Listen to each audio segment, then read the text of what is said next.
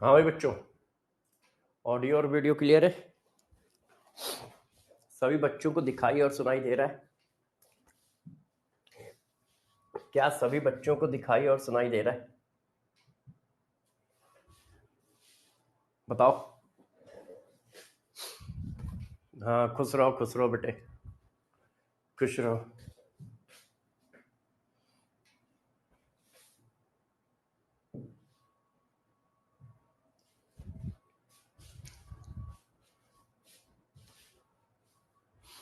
हाँ, yes, good morning, good morning, good morning, good morning. नमस्ते बेटा, नमस्ते नमस्ते।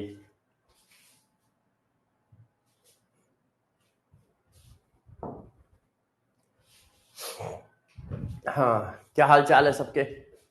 पढ़ाई लिखाई कैसी चल रही है? हम्म।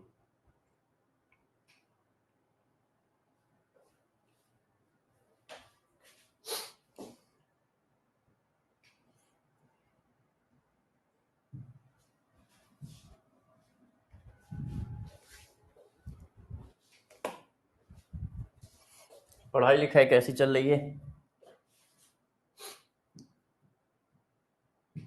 हम्म।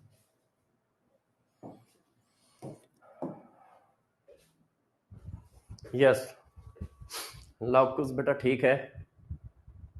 हम्म। हाँ, यस। आज हाँ, ग्रीन चश्मा, आज नया चश्मा है। एक्चुअल में मेरी जो आँख है वो जो है वो हो गई है, थोड़ी सी और वीक हो गई है, तो फिर चश्मा चेंज कराना पड़ा। तो मैंने कहा चलो एक नया चश्मा बनवाते हैं।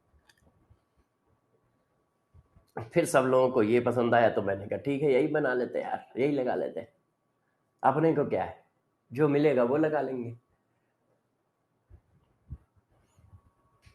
हम्म।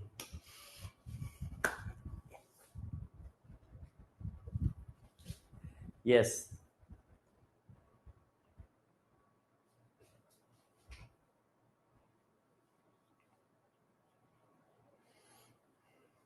हाँ,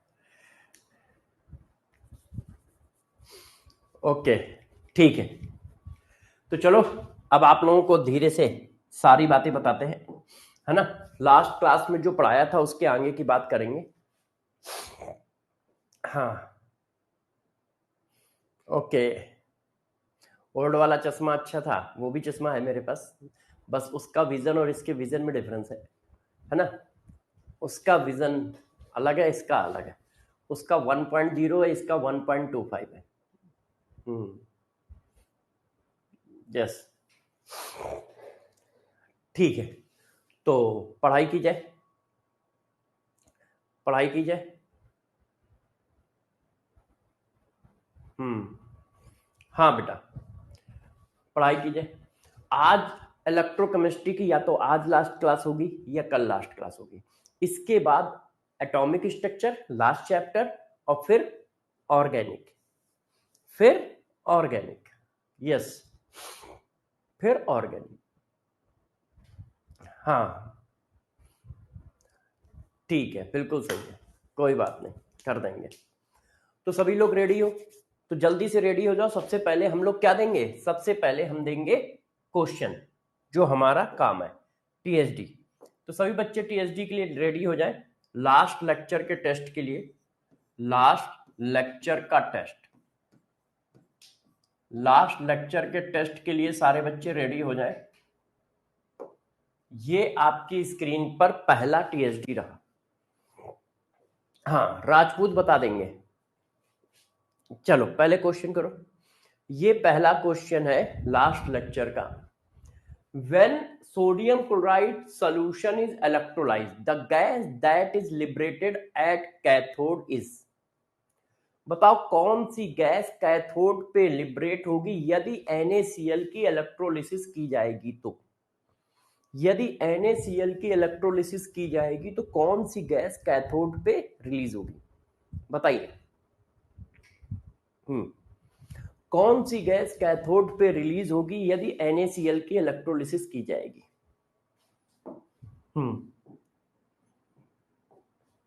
बताओ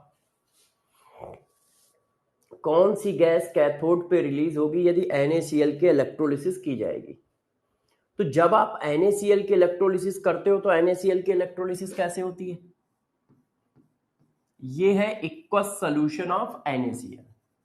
तो मैंने आपको पढ़ाया था कैटायन का क्या होगा, रिडक्शन, और एनायन का क्या होगा, ऑक्सीडेशन। अब कैटायन कौन कौन है? कैटायन है सोडियम आयन और H आयन। एनायन कौन कौन है? Cl आयन और OH आयन। तो कैटायन का क्या करना है? रिडक्शन। तो आप रिडक्शन किसका करोगे? कैटायन का। अब कैटायन एक से ज्यादा है तो किसका करोगे? जो ECS सीरीज में नीचे। अब ECS सीरीज में नीचे कौन है?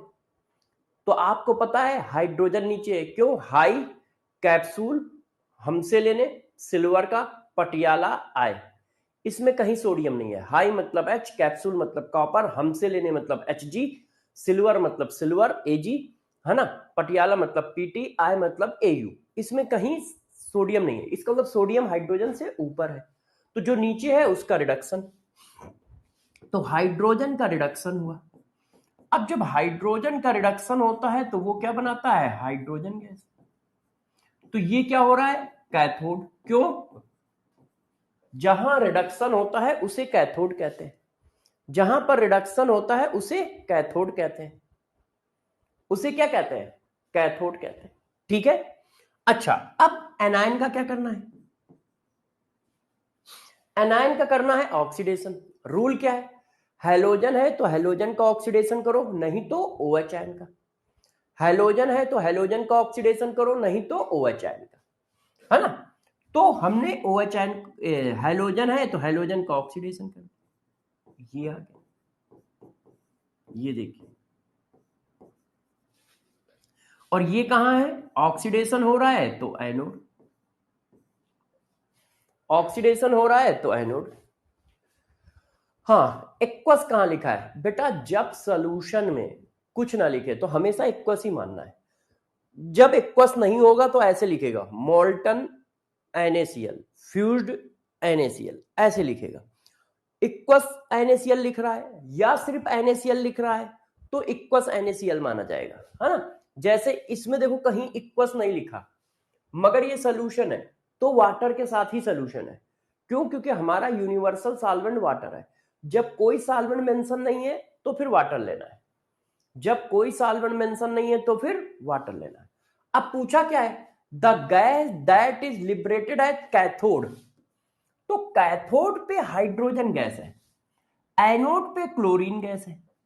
तो हमें कैथोड पूछा गया है, तो ये, यदि एनोड पूछा जाता तो ये आंसर होता, ये आंसर होता। अब सेकंड क्वेश्चन, इसको करो, इसका आंसर दीजिए सब लोग, इसका आंसर दीजिए। Select the correct condition of concentration cell. Concentration cell की करेक्ट कंडीशन क्या है बताओ? सारे बच्चे बताएं, कंसंट्रेशन सेल की करेक्ट कंडीशन क्या है? बताओ भाई, जल्दी बताओ। मैं एक बार पानी की बोतल लेके आता हूं, जल्दी निकालो।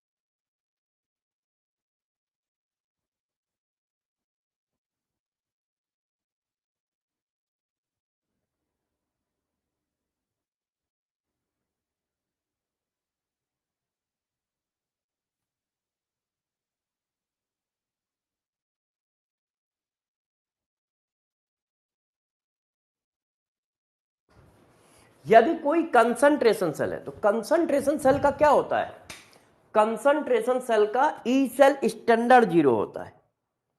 कंसंट्रेशन सेल की कंडीशन क्या है, ई सेल स्टैंडर्ड 0 होता है, डेल्टा जी स्टैंडर्ड 0 होता है, इक्विलिब्रियम कांस्टेंट की वैल्यू 1 होती है। ये कंडीशन है। क्यों?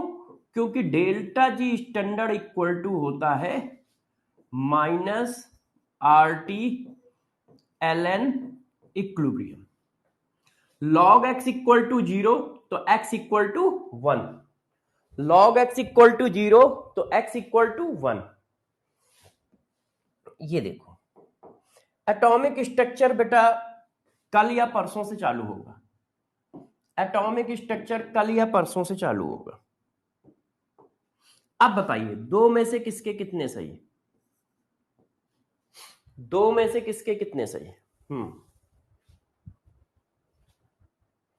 दो में से किसके कितने सही है? बहुत सही, बहुत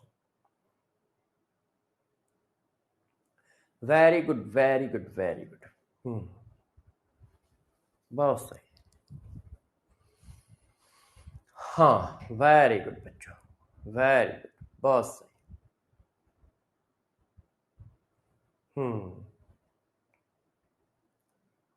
सही है, बहुत सही, बहुत सही। तो चलो फिर चालू करते हैं, चालू करते हैं अपनी अगली हेडिंग। अब देखो लास्ट क्लास में मैंने आपको इलेक्ट्रोलिसिस करना सिखाया था। अब उस इलेक्ट्रोलिसिस में कितने तरह के क्वेश्चन पूछे जा सकते हैं वो डिजाइन करना सिखाता हूं। देखिए मैं आपको एक क्वेश्चन देता हूं और फिर उसमें क्वेश्चन पूछता हूं, है ना। आपको इलेक्ट्रोलिसिस करनी है इसकी, electrolysis of aqueous copper sulphate solution. अब इसमें कितने क्वेश्चन का जवाब देना है? क्वेश्चन नंबर 1 है ना, विच gas release at anode. Question number 2,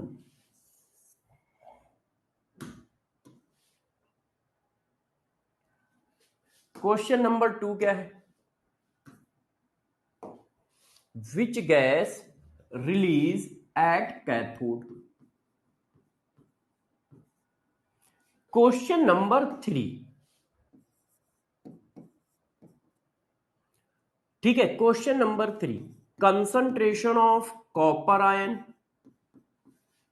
after electrolysis, after electrolysis. A increases, B decreases, C same। Question number 3 जो है वही क्वेश्चन नंबर 4 हो गया है।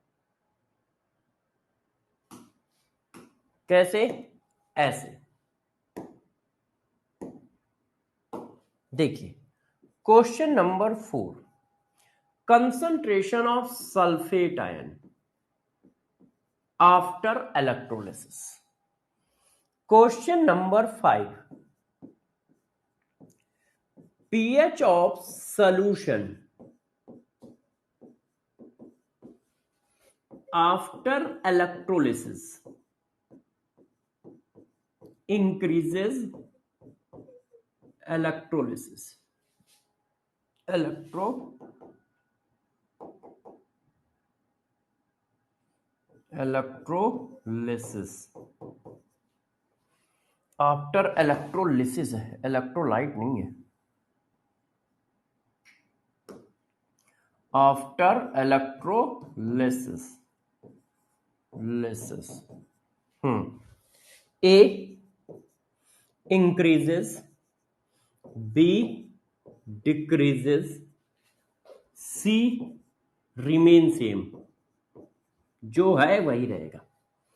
अब इतने क्वेश्चन मैंने आपको बना के दिए हैं कि कितनी तरह के वो क्वेश्चन पूछ सकता है, कितनी तरह के वो क्वेश्चन पूछ सकता है, इसमें और भी पूछ सकता है वो अभी, है ना। इतने तरह के वो क्वेश्चन पूछ सकता है। अब इन क्वेश्चनों का जवाब कैसे निकालोगे? तो जैसे मैंने आपको पढ़ाया है वैसे करो। सबसे पहले क्या करो, सबसे पहले क्या करो, कैटायन सेलेक्ट करो, एनायन सेलेक्ट करो। तो भाई कितने कैटायन है, कितने एनायन है? तो कैटायन है हमारे पास कॉपर आयन, और इक्वस सोल्यूशन है तो एच आयन। कैटायन का क्या होगा, रिडक्शन। कैटायन का क्या होगा, रिडक्शन। मगर रिडक्शन किसका होगा, जो नीचे है। तो नीचे कौन है, high H, capsule copper, high capsule, इसका मतलब कॉपर नीचे है, तो कॉपर का रिडक्शन होगा। तो मैंने कॉपर का रिडक्शन करा दिया, ये कॉपर का रिडक्शन हो गया ऐसे। और जहां पे रिडक्शन होता है उसको क्या बोलते हो, कैथोड। अब एनायन कौन कौन है हमारे पास, एनायन है हमारे पास OH आयन और सल्फेट आयन। एनायन का क्या होगा, ऑक्सीडेशन। अब ऑक्सीडेशन में क्या है, किसका ऑक्सीडेशन होगा, यदि हैलोजन है तो हैलोजन का ऑक्सीडेशन, नहीं तो OH आयन का ऑक्सीडेशन। हैलोजन है नहीं तो OH आयन का ऑक्सीडेशन करो। तो जब आप OH आयन का ऑक्सीडेशन करोगे तो क्या बनता है, oxygen plus 2 water plus 4 electron, oxygen plus 2 water plus 4 electron. ये देखो, अब ऑक्सीडेशन हो रहा है तो कहां पे होगा, एनोड। जहां ऑक्सीडेशन होता है उसे एनोड कहते हैं। अब सेल रिएक्शन बनाओ, दोनों को ऐड कर दो। ऐड करते समय हमें क्या याद रखना है, ऐड करते समय हमें यह बात याद रखनी है कि जितने इलेक्ट्रॉन का ऑक्सीडेशन उतने ही इलेक्ट्रॉन का रिडक्शन। तो 2 इलेक्ट्रॉन का रिडक्शन हो रहा है, 4 इलेक्ट्रॉन का ऑक्सीडेशन हो रहा है, इसका मतलब इसमें 2 का मल्टीप्लाई कर दो। 2 का मल्टीप्लाई करके लेफ्ट वाले लेफ्ट के साथ जुड़ गए, राइट वाले राइट के साथ जुड़ गए। 2 का मल्टीप्लाई करके लेफ्ट वाले लेफ्ट के साथ जुड़ गए और राइट वाले राइट के साथ जुड़ गए। ये सेल रिएक्शन आई बैलेंस सेल रिएक्शन। कॉपर +2 से 0 हो रहा है, तो ये हमारा क्या हो रहा है, ये हमारा हो रहा है रिडक्शन। ये -2 से 0 हो रहा है, तो ये हो रहा है हमारा ऑक्सीडेशन। ऐसे अब जो क्वेश्चन पूछे गए हैं उनके जवाब देख लो। Which gas release at anode, anode पे कौन सी गैस निकल रही है, ऑक्सीजन। एनोड पे कौन सी गैस निकल रही है, oxygen. Which gas release at cathode, cathode पे कोई गैस निकल रही है, नहीं, कोई गैस नहीं निकल रही है, कोई गैस नहीं निकल रही है। कैथोड पे कॉपर डिपॉजिट हो रहा है, कैथोड पे कॉपर डिपॉजिट हो रहा है। Concentration of copper ion after electrolysis, copper ion deposit होके कॉपर बनना है, तो कॉपर का कंसंट्रेशन डिक्रीज हो रहा है। क्यों, क्योंकि कॉपर आयन क्या हो रहा है, कॉपर बनना है। कॉपर आयन डिपॉजिट होके कॉपर में कन्वर्ट हो रहा है, तो कॉपर आयन की वैल्यू कम होती चली जाएगी, तो कॉपर आयन का कंसंट्रेशन कम होता चला जाएगा। कंसंट्रेशन ऑफ सल्फेट आयन, पूरी सेल रिएक्शन में कहीं सल्फेट आयन यूज हो रहा है, नहीं। सल्फेट आयन ना तो जनरेट हो रहा है ना कंज्यूम हो रहा है। क्या सल्फेट आयन जनरेट हो रहा है, नहीं। क्या सल्फेट आयन कंज्यूम हो रहा है, नहीं। तो क्या हुआ, रिमेन सेम, जो कंसंट्रेशन था वही रहेगा। PH of solution after electrolysis, अब यार देखो पीएच जो होता है वो ये होता है, pH equal to log 1/H ion concentration. यदि H आयन कंसंट्रेशन बढ़ेंगे तो pH बढ़ेगा, एक घटेगा। यदि HN कंसंट्रेशन कम होगा तो pH बढ़ेगा। अब देखो OHN कंज्यूम हो रहा है, तो यदि OHN कंज्यूम होगा तो HN कंसंट्रेशन अपने आप बढ़ जाएगा। फॉर एग्जांपल अभी सोल्यूशन में 10 HN थे, 10 OHN थे, तो HN और OHN मिलके क्या बना देंगे? वाटर। तो HN 10 थे, OHN 10 थे, तो pH क्या होगा? न्यूट्रल। अब OHN खर्च हो गए, 10 की जगह हो गए 6, HN अभी भी 10 है, तो HN देखो अब एक्स्ट्रा हो गए, 4 एक्स्ट्रा हो गए। क्यों? क्योंकि उन 4 को कोई न्यूट्रलाइज नहीं कर सकता, तो सोल्यूशन हमारा एसिडिक हो रहा है। सोल्यूशन हमारा एसिडिक हो रहा है ना? सोल्यूशन क्या हो रहा है? एसिडिक। क्यों? OHN कंज्यूम होते जा रहे हैं, HN तो कहीं कंज्यूम हो नहीं रहा है, तो सोल्यूशन एसिडिक हो रहा है, और सोल्यूशन एसिडिक हो रहा है तो pH घट रहा है। क्यों? जैसे जैसे एसिडिक होता जाएगा pH कम होता जाएगा, है ना? तो pH जो है वो डिक्रीज कर रहा है, pH जो है वो डिक्रीज कर रहा है। क्यों? क्योंकि सोल्यूशन एसिडिक होता चला जा रहा है। यस, pH डिक्रीज करेगा क्योंकि HN बढ़ रहे हैं, HN बढ़ेंगे तो pH डिक्रीज करेगा, HN बढ़ेंगे तो pH डिक्रीज करेगा। तो इस तरह के बहुत सारे क्वेश्चन आपसे पूछे जाएंगे, इस तरह के बहुत सारे क्वेश्चन पूछे जाएंगे, ठीक है? आपको उनको देखना होगा कि हाँ यार आंसर क्या है। जैसे ये देखो, इस क्वेश्चन का जवाब दो, electrolysis of aqueous solution of NaOH between platinum electrode yield. अब NaOH के एक्वस सॉल्यूशन की इलेक्ट्रोलिसिस हो रही है,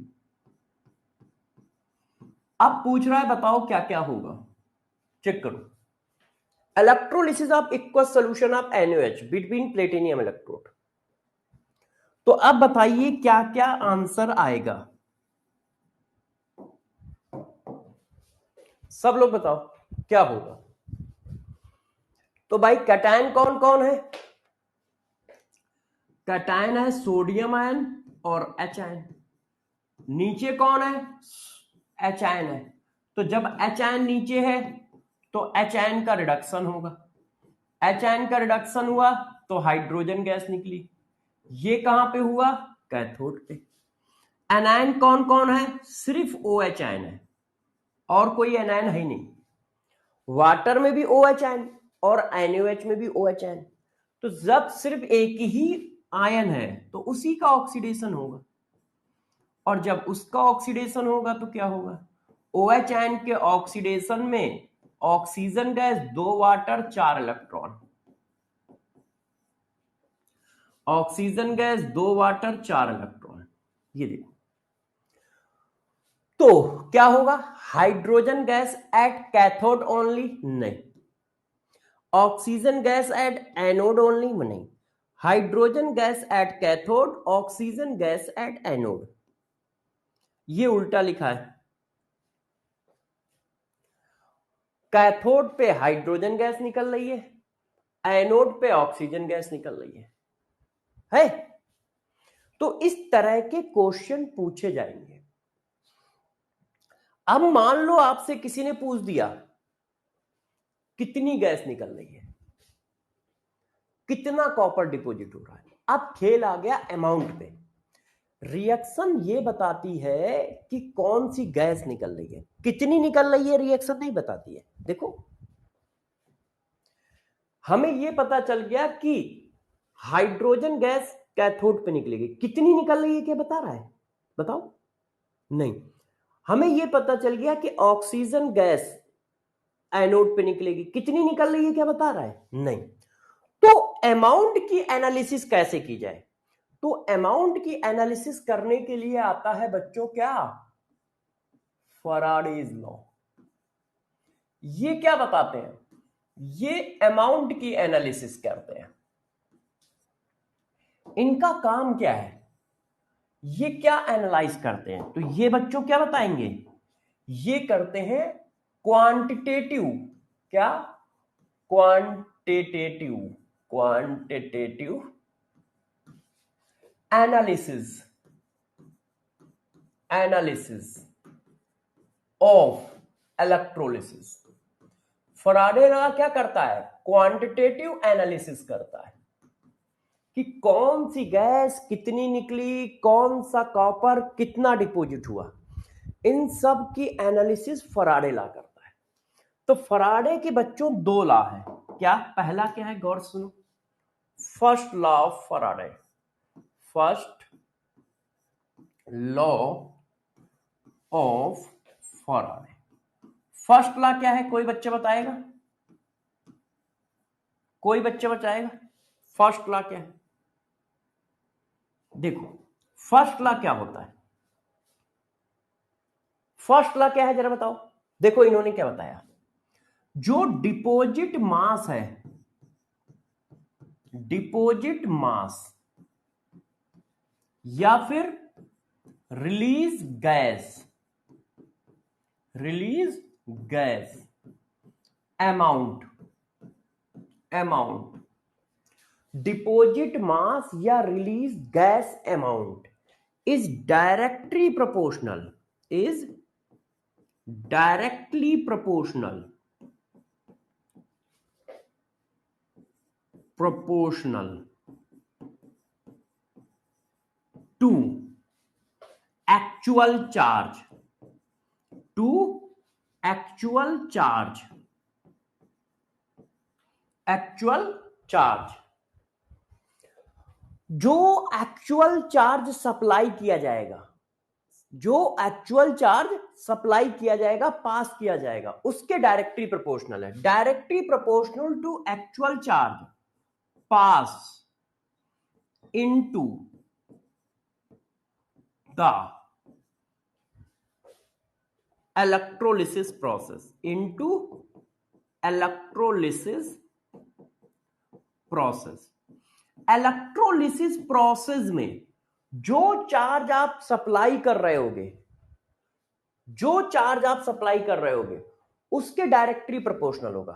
मतलब W जो है वो डायरेक्टली प्रोपोर्शनल होगा Q के, डिपॉजिट मास जो है वो डायरेक्टली प्रोपोर्शनल होगा Q के, और Q क्या है, चार्ज। तो प्रोपोर्शनल का साइन हटाया, एक कांस्टेंट ले आए K, और Q क्या होता है, Q इक्वल टू होता है IT, current into time. Q equal to क्या होता है, IT, आप लोगों ने फिजिक्स में पढ़ रखा है। इसको मेजर करते हैं एम्पियर से और इसको मेजर करते हैं सेकंड से, ये सेकंड से एम्पियर से मेजर होता है, ये देखो। तो ये फार्मूला हम चाहें तो ऐसे बना सकते हैं, ऐसे W डायरेक्टली प्रोपोर्शनल है 4 से। तो पूछा गया कितनी गैस रिलीज होगी, कितना कॉपर डिपॉजिट हो गया, तो भाई ने क्या आंसर दिया, जितना अमाउंट डिपॉजिट होगा उसी के रिस्पेक्ट में 4 सप्लाई करना पड़ेगा, जितना ज्यादा 4 सप्लाई करोगे उतना ज्यादा अमाउंट डिपॉजिट होगा। तो W प्रोपोर्शनल टू Q, अब प्रोपोर्शनल का साइन हटाया, Q लगा दिया, ठीक है, कल के CSD भी दे देंगे। और Q इक्वल टू हम लोगों ने फिजिक्स में पढ़ रखा है IT। मगर इस क्वेश्चन में एक खास बात है, क्या खास बात है, देखो ये जो आपने फार्मूला पढ़ा है Q equal to W equal to K into I into T, ये जो I है ये कैसा है, एक्चुअल करंट है। आप लोगों ने फिजिक्स में पढ़ रखा होगा, ये जो I है ये एक्चुअल करंट है। एक्चुअल करंट क्या होता है, कभी कभी करंट इफिशियंसी होती है कि हम 100 करंट यहां से पास करेंगे मगर सर्किट को कितना मिलेगा, 90, सर्किट को कितना मिलेगा, 90। तो हमें वो करंट रखना है जो सर्किट को मिलेगा, हमें वो करंट रखना है जो सर्किट को मिलेगा, एक्चुअल करंट रखना है, रियल करंट रखना है। तो एक्चुअल करंट इक्वल टू क्या होता है, करंट इफिशियंसी, क्या होता है बच्चों, करंट इफिशियंसी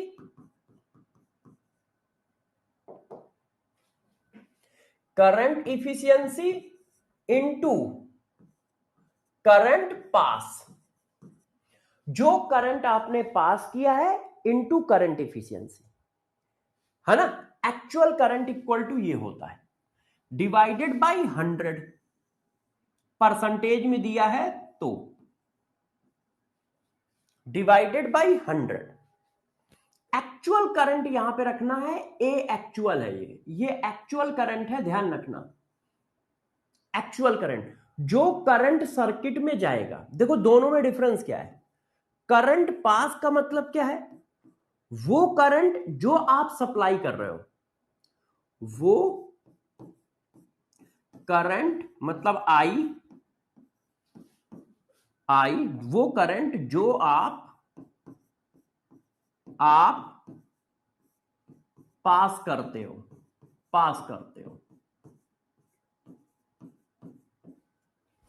और एक्चुअल करंट क्या है, वो करंट जो सर्किट यूज करता है, वो करंट जो सर्किट यूज करता है।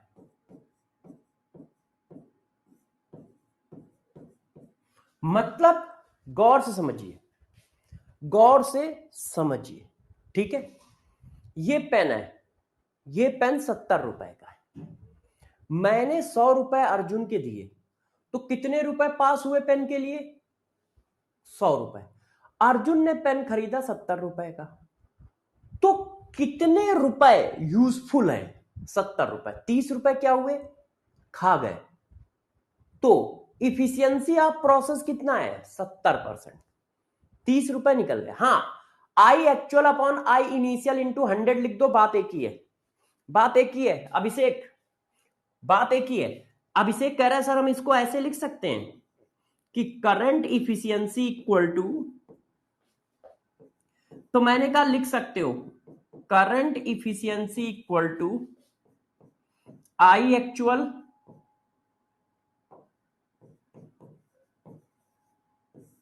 आई पास या इनिशियल, इसी को आई इनिशियल भी कहते हैं, इनटू 100। तो मैंने कहा बात एक ही है, मैं इसी फार्मूले को मैंने इस फॉर्मेट में लिखा है,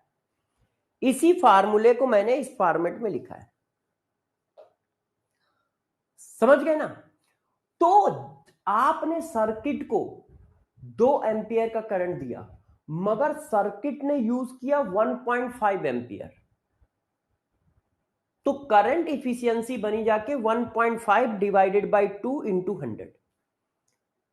तो क्वेश्चन में आ जाता है, तो हमेशा ध्यान रखना इस फार्मूले में क्या यूज हो रहा है, एक्चुअल करंट हो रहा है। जर्नली नीट के पेपर में एक्चुअल करंट वाले क्वेश्चन नहीं आते हैं, मगर आ भी सकता है। क्यों, क्योंकि ये बातें फिजिक्स में पढ़ रखी गई होती हैं, इसलिए आ भी सकता है। जर्नली तो नहीं आता है, मगर ऐसा नहीं कि आएगा नहीं, आ सकता है, क्योंकि आपके सिलेबस में आपने फिजिक्स में पढ़ रखा है करंट इफिशियंसी। तो ध्यान रखना, मैं W equal to K into I into T नहीं लिख रहा हूं, मैं W equal to K into I actual into T लिख रहा हूं। ध्यान रखना, ये जो I है ये आई एक्चुअल है, ये क्या है, आई एक्चुअल। ठीक है, यदि करंट इफिशियंसी दिया है तो आई एक्चुअल आपको निकालना पड़ेगा इस फार्मूले से। अच्छा, अब इसके बाद थोड़ा सा और आगे बढ़ते हैं, इस फार्मूले को थोड़ा सा अच्छा करते हैं। तो अच्छा कैसे हुआ मैं आपको बताता हूं। देखो, एक एक्सपेरिमेंट किया गया, एक क्या किया गया, एक्सपेरिमेंट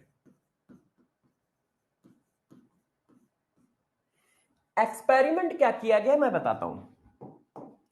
क्या किया गया, सबको 1 फराडे चार्ज दिया गया। कितना चार्ज दिया गया, 1 फराडे। 1 फराडे चार्ज का मतलब होता है 9655 कूलाम चार्ज। 1 फराडे चार्ज का मतलब 9655 कूलाम चार्ज, या चार्ज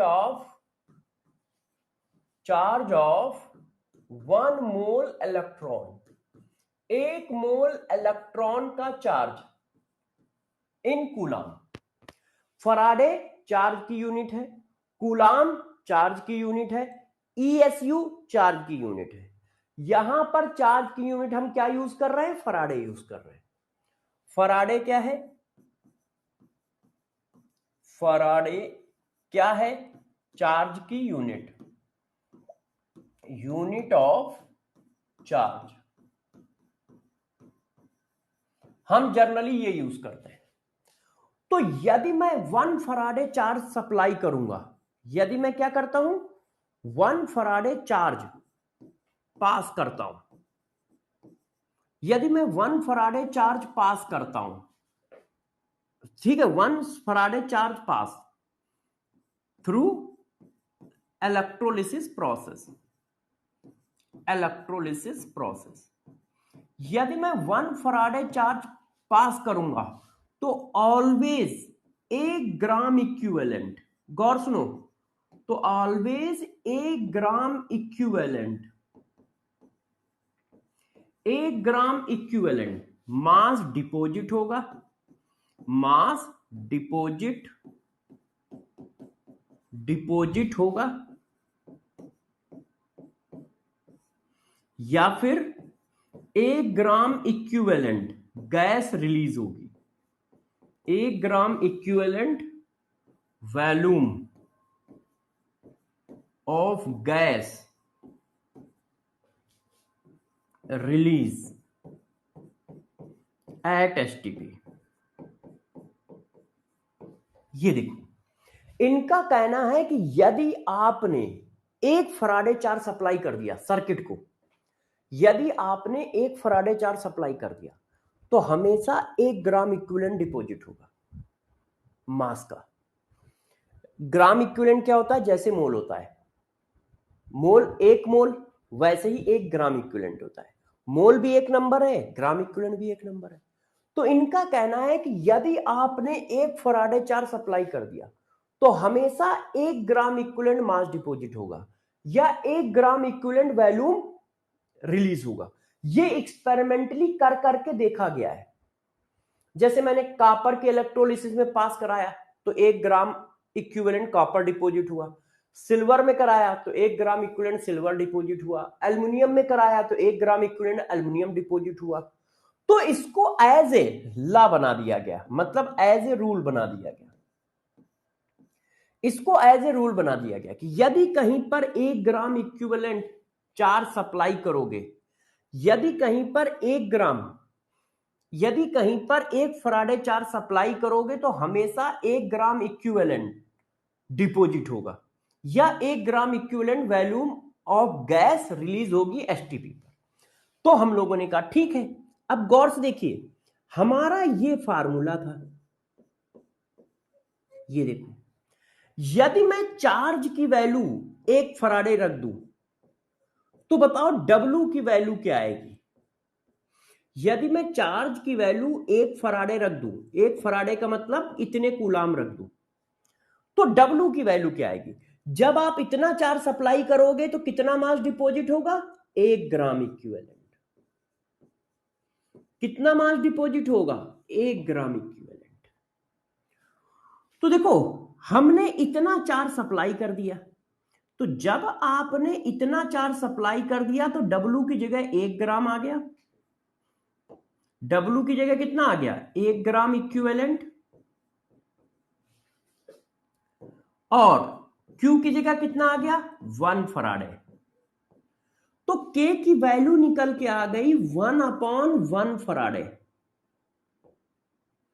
K की वैल्यू कितनी निकल के आ गई? चेक करो, number of gram equivalent 1 gram equivalent upon 1 Faraday, है कि नहीं? देखो आप, तो K की वैल्यू क्या निकल के आई? K की वैल्यू निकल के आ गई नंबर ऑफ ग्राम इक्विवेलेंट, वो कितना है? 1 gram equivalent divided by 1 Faraday. ये देखो, या फिर इसी को आप लिख सकते हो 1/96500। ये देखो, अब 1 ग्राम इक्विवेलेंट को मास के टर्म में लिखो। क्या 1 ग्राम इक्विवेलेंट को कोई बच्चा मास के टर्म में लिख सकता है? देखो, 1 मोल को मास के टर्म में कितना लिखा जाता है, बता सकता है कोई बच्चा? नहीं, अभी एटॉमिक स्ट्रक्चर स्टार्ट नहीं हुआ है आशीष। 1 ग्राम एक मोल को मास के टर्म में कितना लिखोगे? पहला क्वेश्चन आप सबसे यही है, बताओ एक मोल को मास के टर्म में कितना लिखोगे? बताओ एक मोल इक्वल टू कितना मास? भाई मैं बहुत मारूंगा, ध्यान रखना, फिजिकल खत्म होने वाली है। एक मोल इक्वल टू कितना mass? Molecular mass. N factor से मल्टीप्लाई कर देंगे, हम तुम्हें बॉम्ब मारेंगे।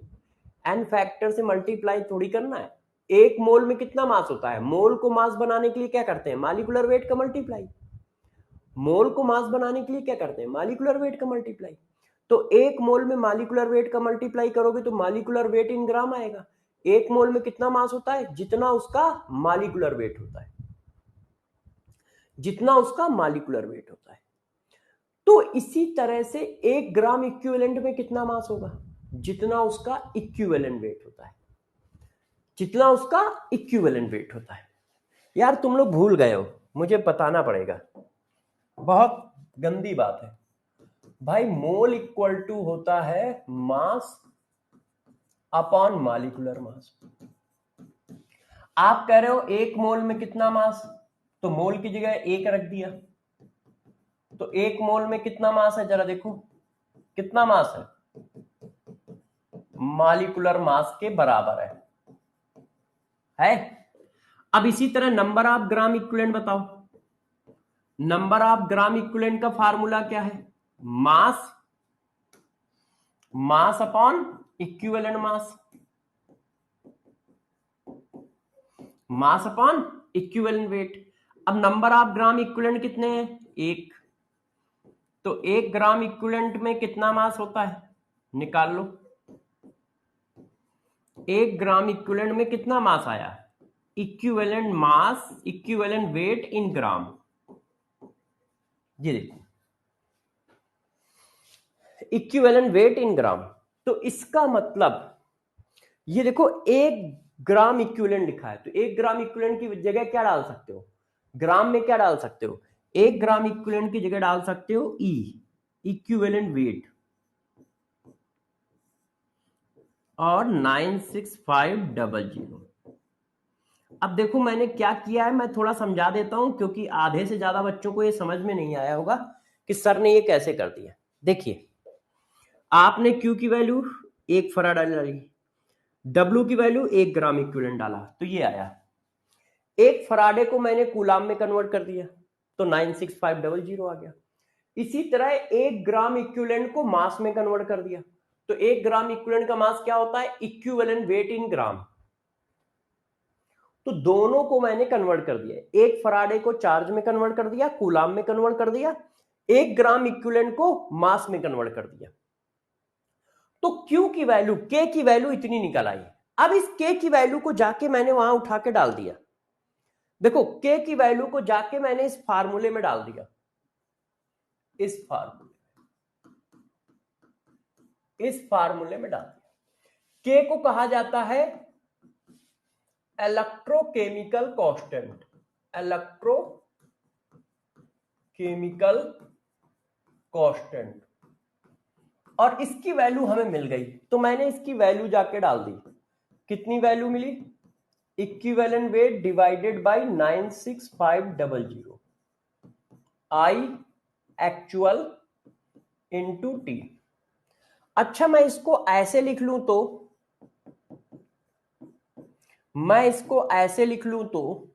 बताओ आई एक्चुअल इंटू करंट, इसको मैं डायरेक्ट लिख दूं, कोई गुस्सा तो नहीं करेगा? देखो आई इंटू क्यू क्या होता है? क्यू। आई इंटू टी क्या होता है? क्यू है। अब इसको पढ़ के सुनाओ, ये क्या है? वेट अपॉन इक्विवेलेंट वेट क्या होता है? Number of gram equivalent, number of gram equivalent deposit या gas release is equal to, डरना नहीं, Q अपॉन 96500 कूलाम। ये कूलाम यूनिट में है। अब इसको फराडे यूनिट में लिखो तो क्या लिखोगे? Q upon 1 Faraday. ये फराडे यूनिट में है। जब ये कूलाम है तो ये भी कूलाम है, जब ये फराडे है तो ये भी फराडे है। ये देखो, तो कितने नंबर ऑफ ग्राम डिपॉजिट हो रहे हैं? Number of gram equivalent deposit या gas release Q upon 96500 coulomb या Q अपॉन 1 फराडे। अब नंबर ऑफ ग्राम इक्विवेलेंट को यदि मैं ऐसे लिख लूं, n factor into mole, number of gram को मैं ऐसे लिख लूं, n factor into number of mole equal to Q upon 96500, ये कूलाम यूनिट और ये फराडे यूनिट। ये देखो, ये फार्मूला हम लोग यूज करेंगे। बुकों में ये फार्मूला दिया है, बुक में ये फार्मूला चलता है, मगर ये फार्मूला मुझे अच्छा नहीं लगता है। बुक में ये दिया है, बुक में ये यूज होता है।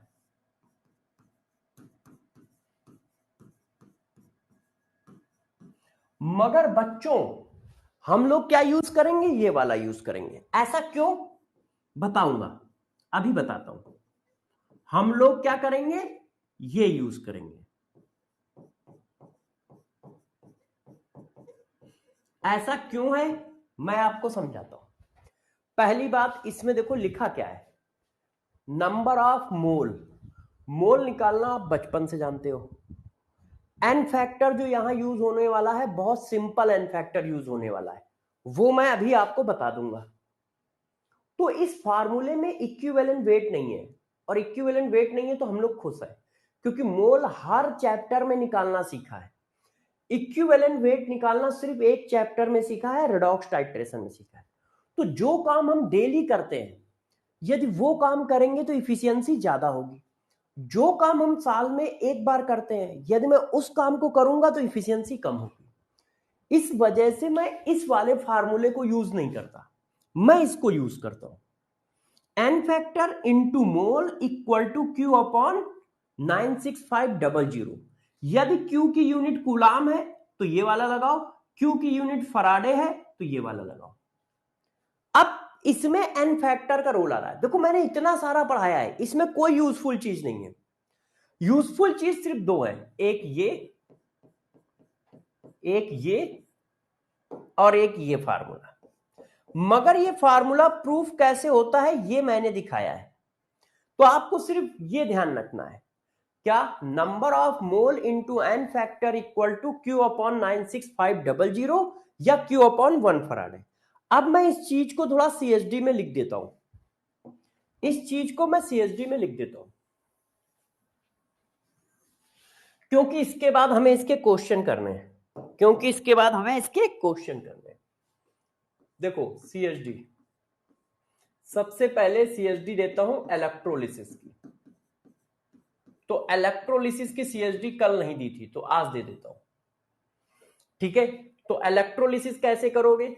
यदि हमारे पास कोई इक्वस सॉल्ट है या कंपाउंड है तो क्या करोगे? पहले कैटायन सेलेक्ट करोगे, कैटायन का क्या होगा? रिडक्शन होगा,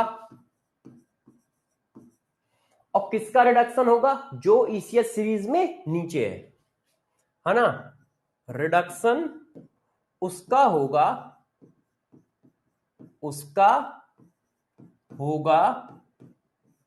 जो ECH सीरीज में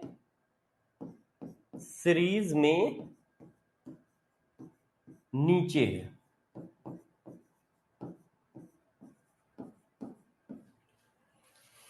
अब एनायन का क्या होगा?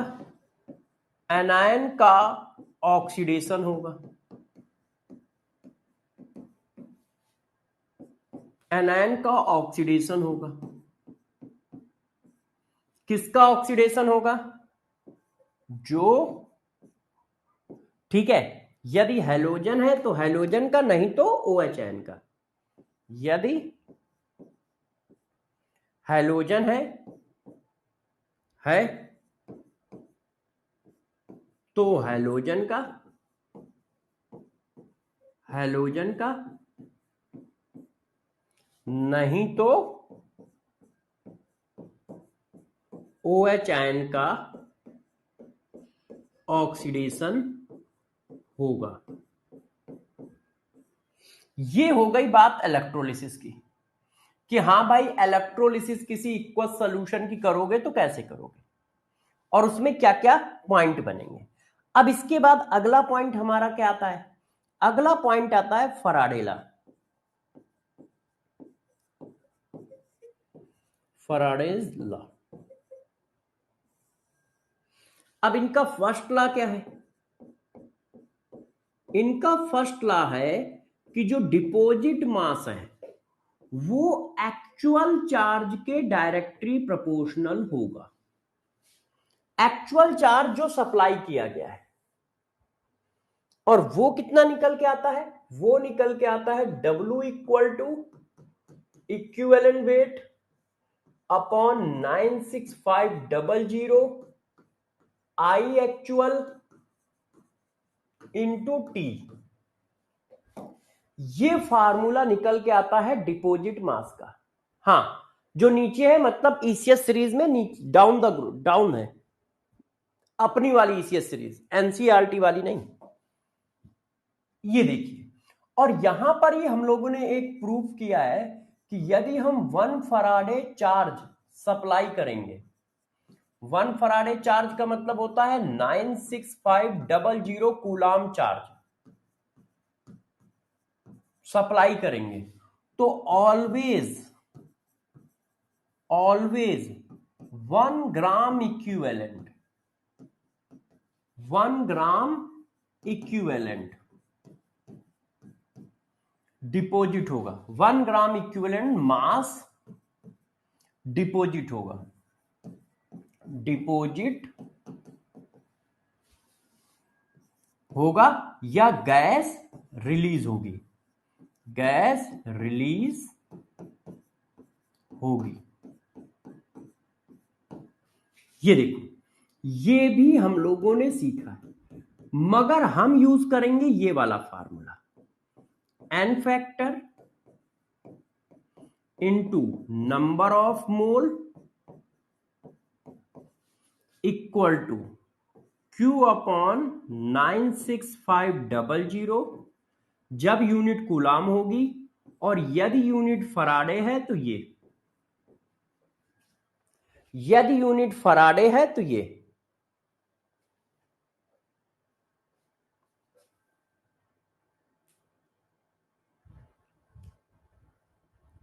सर आपने वीक एसिड बेस के कंडक्टेंस सीएचडी में लिखा दिए, मगर क्वेश्चन नहीं कराए हैं। प्रिंस बेटा मैंने सारे क्वेश्चन कराए हैं, जितने टाइप के क्वेश्चन जनरेट हो सकते थे सब कराए हैं। आप मेरे को एक बार बताना तो मैं करा दूंगा यदि ऐसा होगा, वैसे मैंने सब कराया, परेशान ना हो।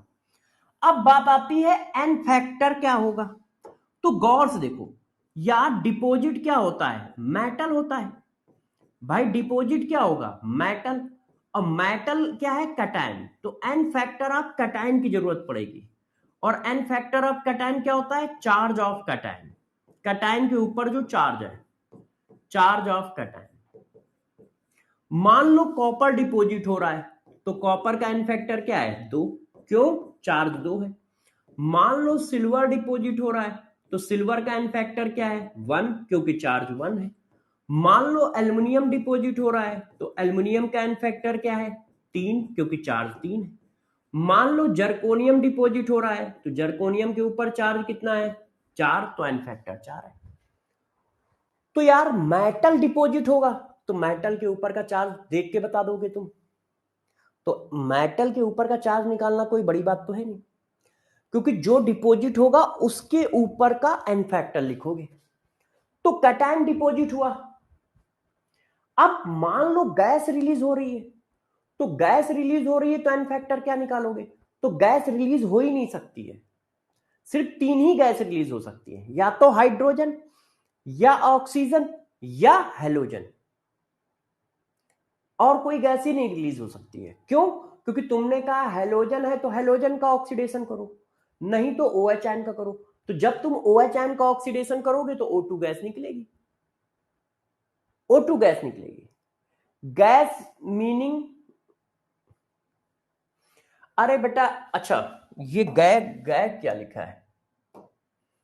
गैस, ये गैस की जगह क्या लिखा था? गैस, और जगह गैस ही लिखा है ना, कि पता चला और जगह भी गैग लिखा हो। तो देखो, यदि हाइड्रोजन गैस रिलीज हो रही है तो हाइड्रोजन गैस का एन फैक्टर क्या बनता है? हाइड्रोजन गैस रिलीज होगी तो हाइड्रोजन गैस ऐसे होती है। अब मुझे बताओ, मैंने तुम्हें क्या पढ़ाया है? एन फैक्टर की डिफिनीशन क्या पढ़ाई है? एक मोल कंपाउंड के ऑक्सीडेशन या रिडक्शन में जितने इलेक्ट्रॉन एक्सचेंज हो रहे हैं वो उसका एन फैक्टर है। एक मोल कंपाउंड के ऑक्सीडेशन या रिडक्शन में जितने इलेक्ट्रॉन एक्सचेंज हो रहे हैं वो उसका एन फैक्टर है। तो देखो, आपको किसका एन फैक्टर चाहिए? हाइड्रोजन गैस का। एक मोल हाइड्रोजन गैस के रिडक्शन में कितने इलेक्ट्रॉन एक्सचेंज हो रहे हैं? 2। तो एन फैक्टर कितना है हाइड्रोजन गैस का? 2। हाइड्रोजन गैस का एन फैक्टर कितना है? 2। देख लो आप, है हाइड्रोजन गैस का एन फैक्टर कितना है? 2। अब देखिए, सिर्फ जो गैस निकल सकती है उनका मैं सब लिखा दे रहा हूं, जैसे आपको दिक्कत हो ही ना एन फैक्टर की। अब देखो, हैलोजन, यदि कहीं पे हैलोजन गैस निकलेगी तो क्या होगा? ये देखो, ऐसा ही तो होगा।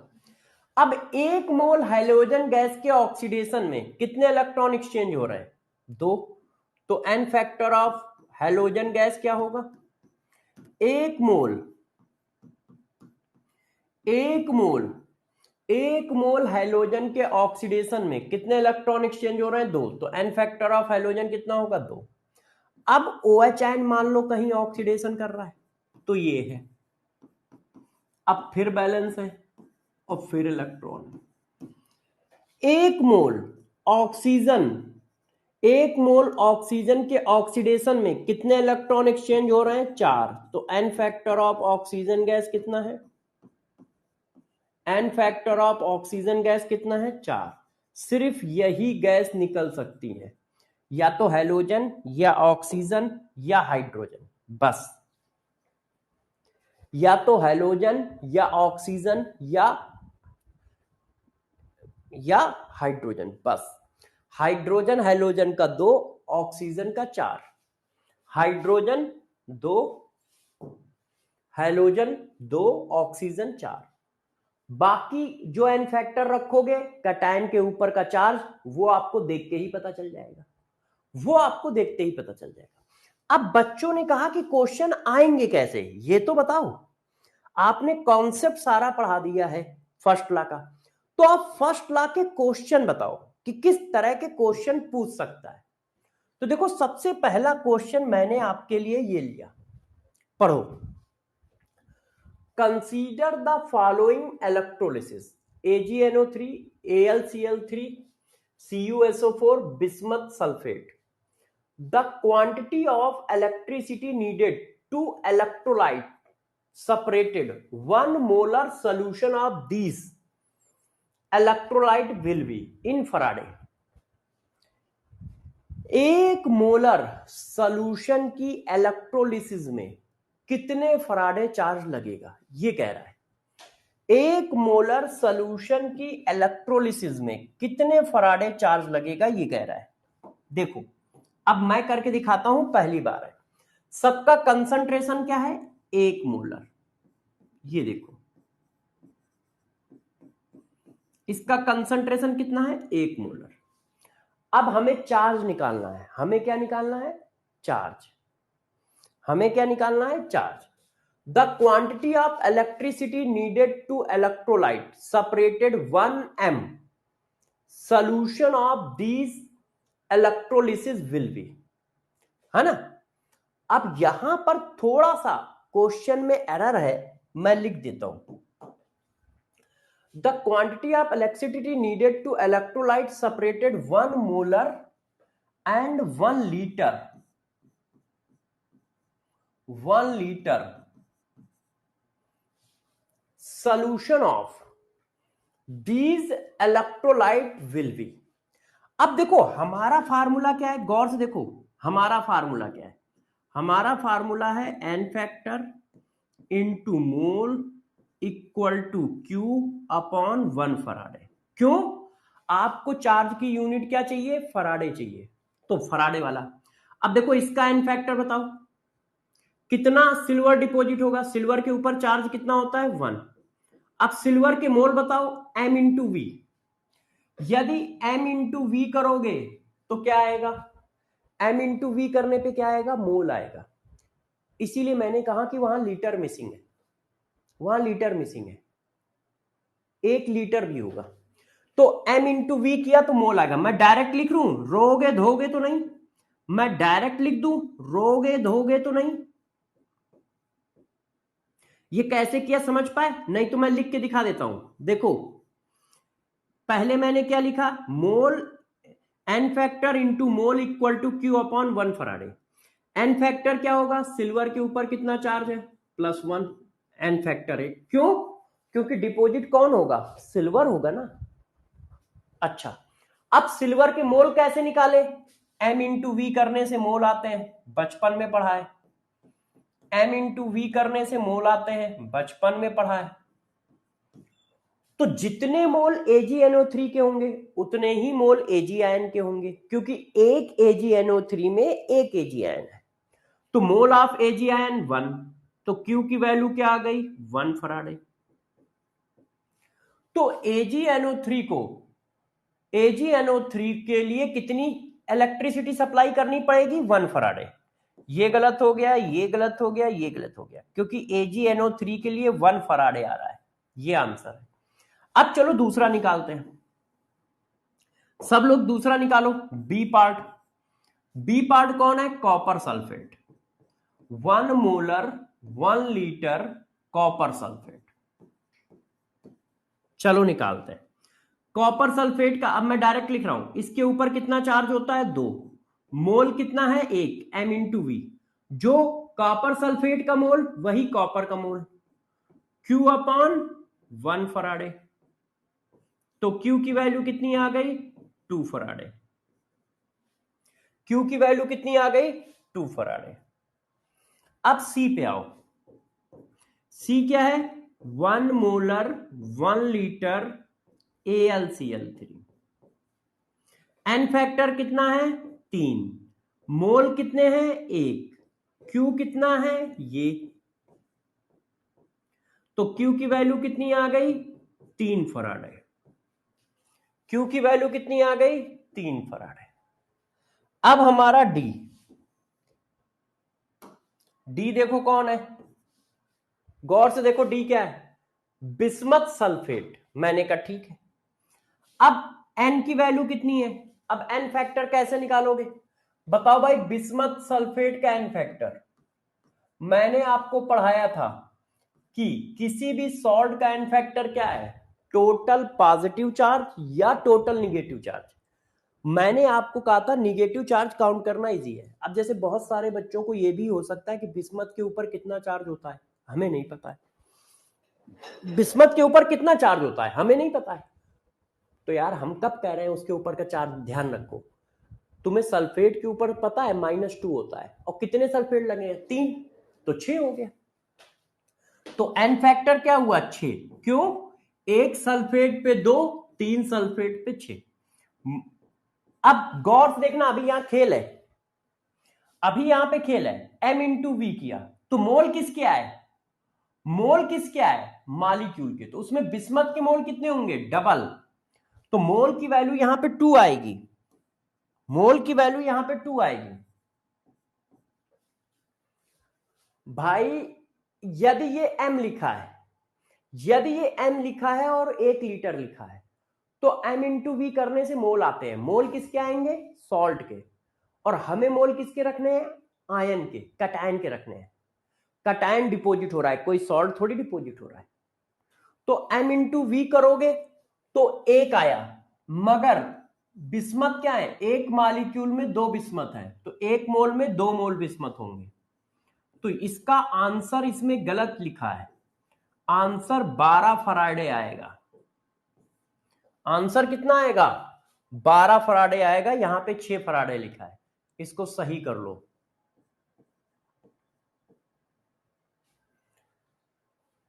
6 फराडे नहीं आएगा, 12 फराडे आएगा। बात समझ पाए? 12 फराडे क्यों आएगा? क्योंकि बिस्मथ सल्फेट के मोल नहीं लिखने होते हैं, जो डिपॉजिट हो रहा है उसके मोल लिखने होते हैं। और प्रभु डिपॉजिट हो रहा है बिस्मथ, बिस्मथ सल्फेट नहीं डिपॉजिट हो रहा है। ये 6 फराडे तब आएगा जब एक मोलर ना होके एक नॉर्मल होता, एक मोलर ना होके एक नॉर्मल होता। तो एक नॉर्मल होता तब ऐसा होता। बात समझ पा रहे हो? 6 कैसे आया? सुरभि, सुरभि तुम्हें हम बहु मारेंगे। 6 कैसे आया है? जरा बताओ, एन फैक्टर ऑफ सॉल्ट क्या होता है? टोटल निगेटिव चार्ज या पॉजिटिव चार्ज, यही तो होता है।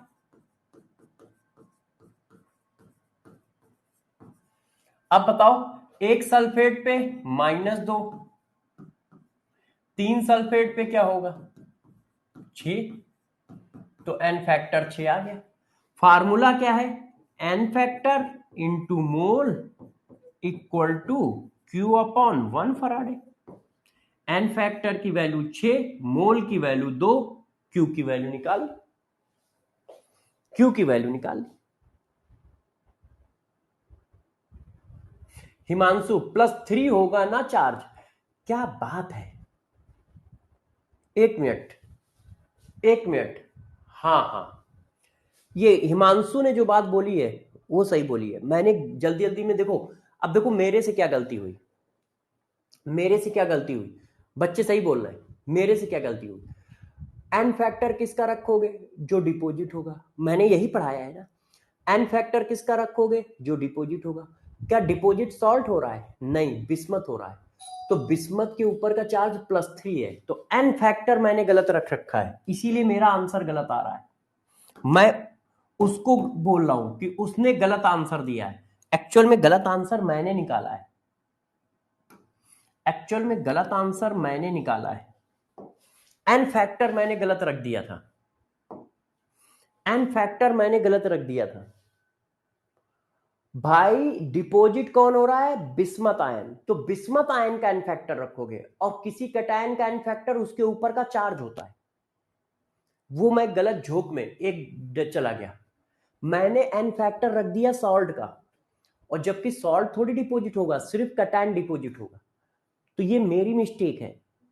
वो तो हिमांशु ने मुझे याद दिलाया कि सर बिस्मथ का तो एन फैक्टर +3 है, तब मुझे ध्यान आया कि मैंने लिखा क्या है, मेरे से गलती क्या हुई है ना। Very good, very good. हाँ, तो देखो गौर से देखो, N factor into mole equal to Q upon 1 Faraday. Bismuth का एन फैक्टर 3, मोल बिस्मथ के कितने हैं? मोल बिस्मथ के हैं 2। क्यों? एक मोल, भाई m इंटू वी करने से मोल किसका आएगा? सॉल्ट का। और एक मोल सॉल्ट में 2 मोल बिस्मथ है, एक मोल सॉल्ट में 2 मोल बिस्मथ है, तो बिस्मथ का मोल 2। फार्मूला लगा दिया, ठीक है। तो आंसर इज ए। बच्चे कह रहे हैं कि नहीं सर, एक क्वेश्चन मैं और करूंगा इस तरह का। मैंने कहा भाई कर लो, हम कब मना कर रहे हैं, भाई कर लो। ये लो, इसका आंसर बताओ, सब लोग आंसर बताइए। AlCl3 में Cl होगा ना? नहीं बेटा, AlCl3 में एल्युमिनियम डिपॉजिट होगा, रिडक्शन एल्युमिनियम का होगा, ऑक्सीडेशन Cl का होगा। तो हम डिपॉजिट पूछ रहे हैं। The desire amount of charge obtained 1 mole of aluminium for aluminium 3+2। ये ऊपर लिखा है ना, शिफ्टिंग में नीचे आ गया है। बताओ कितना चार्ज हमें चाहिए 1 मोल एल्युमिनियम 3+2 डिपॉजिट कराने के लिए। The desire amount of charge for obtain 1 mole of aluminium from aluminium 3+2। तो भाई हमारा फार्मूला क्या है? एन फैक्टर मोल क्यू अपॉन, अब देखो यूनिट क्या है? कूलाम। तो जब कूलाम यूनिट है तो कूलाम वाला फार्मूला लिखो, ये कूलाम वाला फार्मूला है। अब एन फैक्टर क्या है, एल्युमिनियम के ऊपर 3 पॉजिटिव, मोल कितने हैं 1,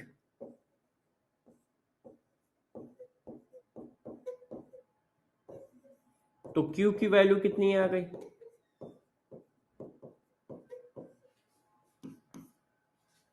यस Q की वैल्यू कितनी आ गई ये। अच्छा, बच्चे जिद कर रहे हैं तो मैंने एक और क्वेश्चन पूछ लिया, बच्चे जिद कर रहे हैं तो मैंने एक और क्वेश्चन पूछ लिया, करो, डरना नहीं। 2 Faraday of electricity is pass through a solution of copper sulphate, the mass of copper deposit at cathode. अब कितना कॉपर डिपोजिट हो रहा है, तो N factor mole Q upon 1 Faraday. ऐसा क्यों लिखा, चार्ज की यूनिट क्या है, फराडे है, चार्ज की यूनिट क्या है, फराडे। अब कॉपर सल्फेट में कॉपर के ऊपर कितना चार्ज होता है, 2। अब मोल of copper deposit,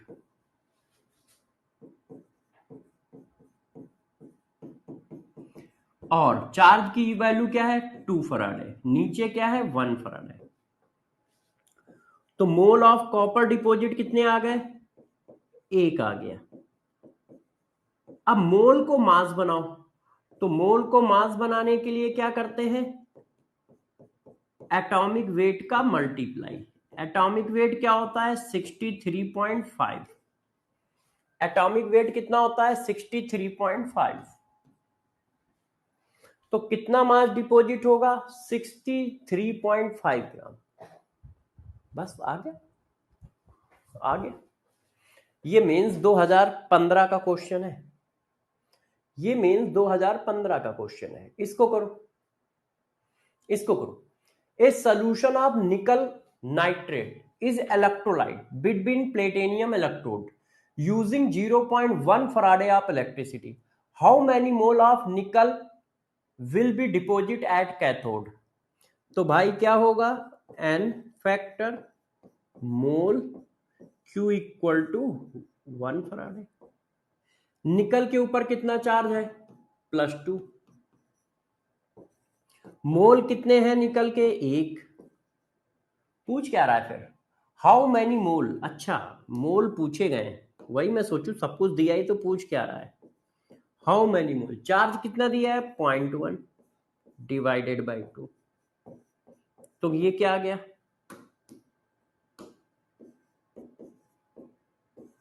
0.1 divided by 2, इतने मोल आंसर आ रहा है। कहीं आंसर है, आंसर है 0.05 मोल निकल डिपोजिट होगा।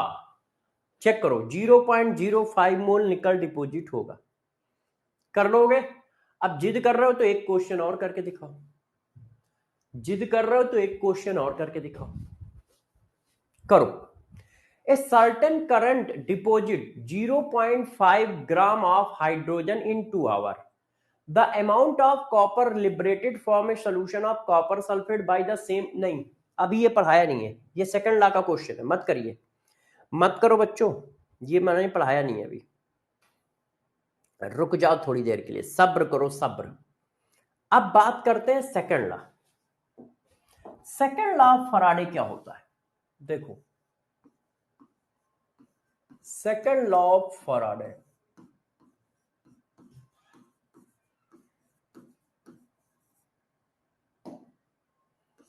अब मुझे एक बात बताओ फिजिक्स की, आपको पता है हम 2 तरह से सर्किट जोड़ते हैं, एक जोड़ते हैं पैरेलल और एक जोड़ते हैं सीरीज में।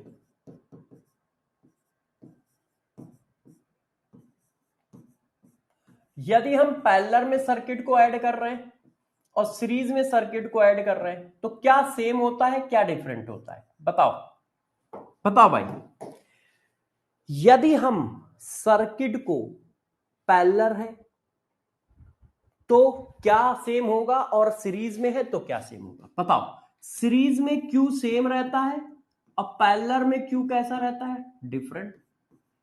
यदि सर्किट सीरीज में अटैच है तो क्यू सेम होगा, और यदि सर्किट पैरेलल अटैच है तो क्यू डिफरेंट होगा। सही है या नहीं? सही है या नहीं? हमें पढ़ना है सीरीज, क्योंकि हम केमिस्ट्री पढ़ रहे हैं, केमिस्ट्री में पैरेलल नहीं है। तो यदि मैं नंबर ऑफ सेल सीरीज में लगा दूं तो हर सेल में 4 सेम जाएगा कि अलग अलग? ये बताओ सारे बच्चे बताओ। यदि नंबर ऑफ सेल मैं सीरीज में लगा दूं, यदि मैंने कई सेल सीरीज में लगा दिए, तो मुझे आप लोग बताओ कि उसमें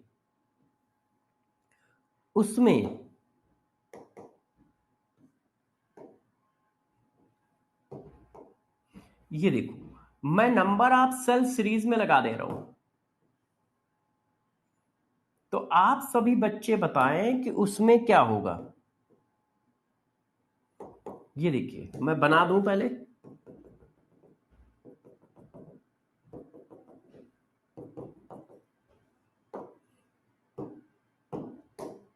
ये प्लस प्लेट है, ये माइनस प्लेट है।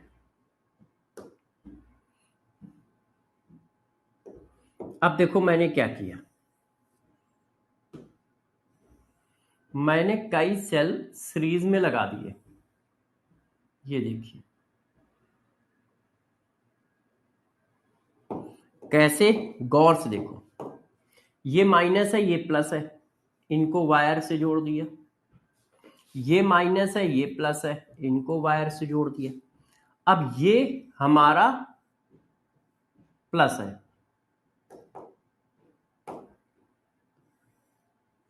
इसको मैंने इस वाले माइनस से जोड़ दिया।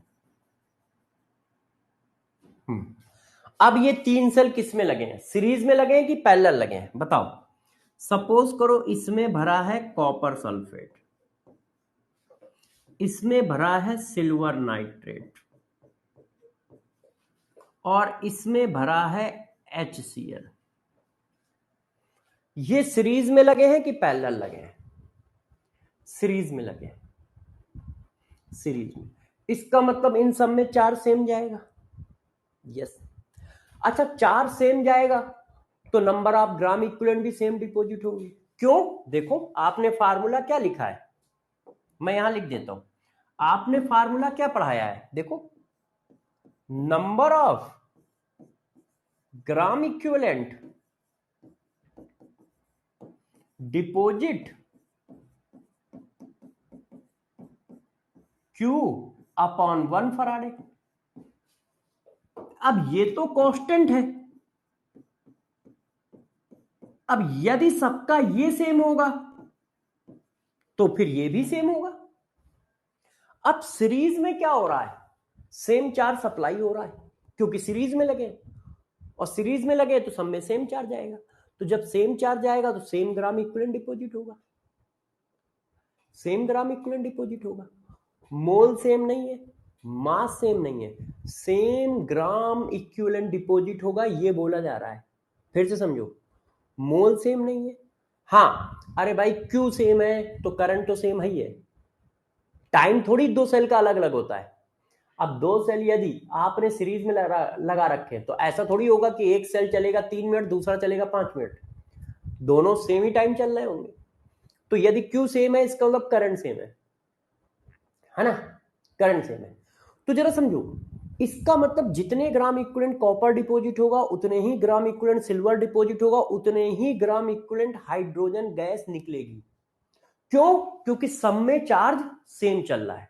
चार्ज सेम होने का मतलब आई सेम होना। ये भी लिख देता हूं, नहीं तो कोई बच्चा मुझे दौड़ा लेगा कि सर आपने ये क्यों नहीं लिखा।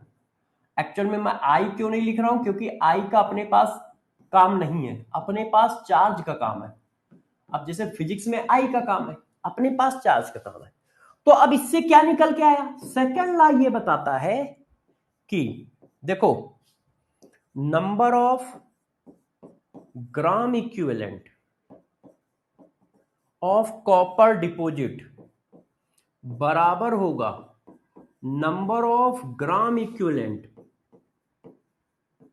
ऑफ सिल्वर डिपॉजिट बराबर होगा नंबर ऑफ ग्राम इक्विवेलेंट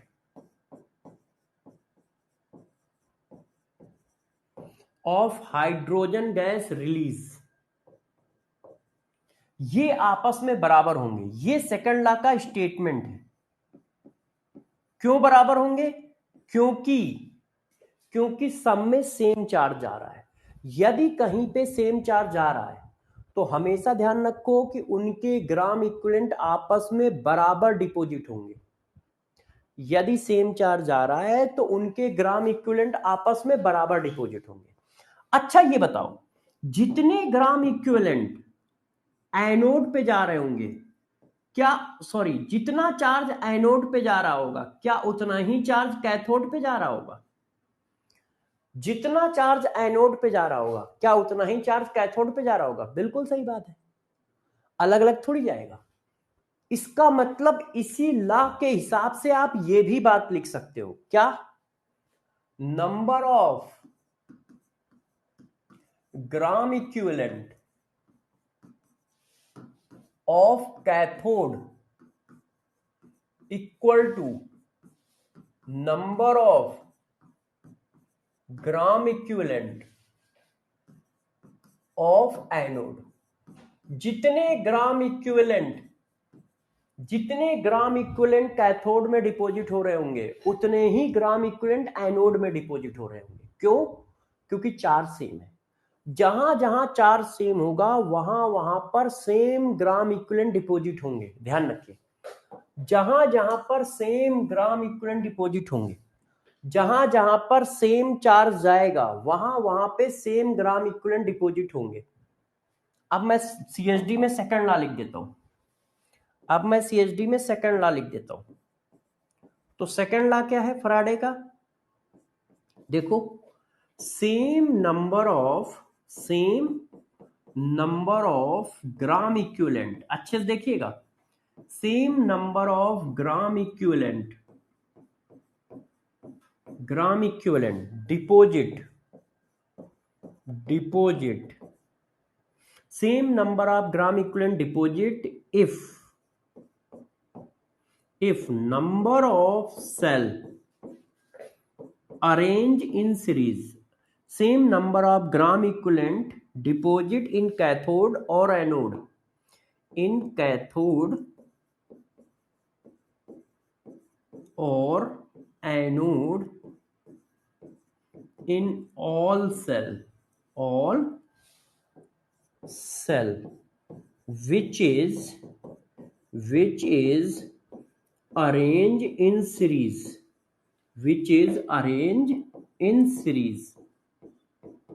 जो कि सीरीज में अरेंज है। यदि सेल सीरीज में अरेंज है तो same number of gram equivalent deposit होंगे। यदि हम मान लें फॉर एग्जांपल, ठीक है, कॉपर सल्फेट और सिल्वर नाइट्रेट और HCl, ये हमारे सीरीज में अरेंज है, ये तीन सेल सीरीज में अरेंज है, तो हम क्या लिख सकते हैं? हम लिख पाएंगे number of gram equivalent of copper बराबर number of gram equivalent of silver बराबर number of gram equivalent of hydrogen gas release, ये लिख सकते हैं। और इसी के बेसिस पे हम ये भी लिख सकते हैं कि number of gram equivalent of cathode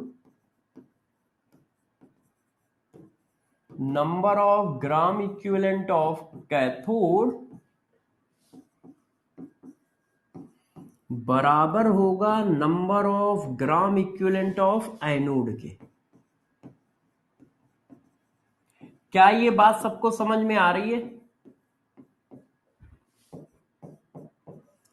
cathode के ग्राम इक्विवेलेंट एनोड के ग्राम इक्विवेलेंट के बराबर होगा। सर लिखने का टाइम दे दो। ओके बेटे, ले लो टाइम। देखो, जितने ग्राम इक्विवेलेंट कैथोड में डिपॉजिट होंगे उतने ही ग्राम इक्विवेलेंट एनोड में डिपॉजिट होंगे। तुम्हें दिमाग में क्या रखना है, तुम्हें दिमाग में सिर्फ एक लाइन रखनी है, यदि चार्ज सेम है तो same number of gram equivalent deposit होंगे, बस बात खत्म है। यदि चार्ज सेम है तो same number of gram equivalent deposit होंगे, बस बात खत्म है। यदि चार्ज सेम है तो same number of gram equivalent deposit होंगे, बात खत्म है। यदि चार्ज सेम है तो same number of gram equivalent deposit होंगे, बात खत्म है। ये देखो, अब आप जिद करोगे कि हमें क्वेश्चन करना है, अब ये क्वेश्चन करो, अब ये क्वेश्चन करो। देखो अब हम लोग ये क्वेश्चन करते हैं। देखिए, a certain current deposit 0.5 gram hydrogen gas in 2 hour, the amount of copper liberated from a solution of copper sulphate by the same, देखो क्या लिखा है, by the same current flow. अब यदि I की वैल्यू सेम है तो इसका मतलब चार्ज की वैल्यू सेम होगी। For the same time, T constant है, for the same time would be, और Q इक्वल टू क्या होता है, IT, और T भी सेम है, I भी सेम है, तो Q भी सेम होगा। तो इसका मतलब जितना चार्ज कॉपर सल्फेट वाले सॉल्यूशन में जा रहा है उतना ही चार्ज इस वाले सॉल्यूशन में गया है जो यहां पर है। तो भाई सिंपल सी बात है, number of gram equivalent of hydrogen gas बराबर number of gram equivalent of copper.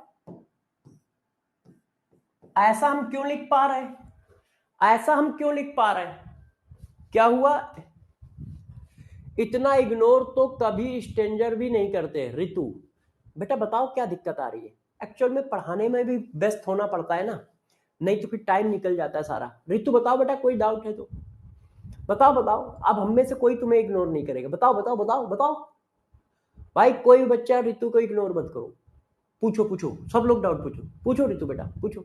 Sir आप प्रीवियस ईयर क्वेश्चन में एल्युमिनियम 3 डिपॉजिट क्यों नहीं लिखा, क्वेश्चन सोल्यूशन में एल्युमिनियम 3 पॉजिटिव डिपॉजिट क्यों नहीं लिखा, आप कह रहे हो तो लिख देंगे, ऐसी क्या बात है। अरे बेटा एल्युमिनियम 3 पॉजिटिव डिपॉजिट होके एल्युमिनियम बनेगा, यही कह रहे हो ना इसी क्वेश्चन में।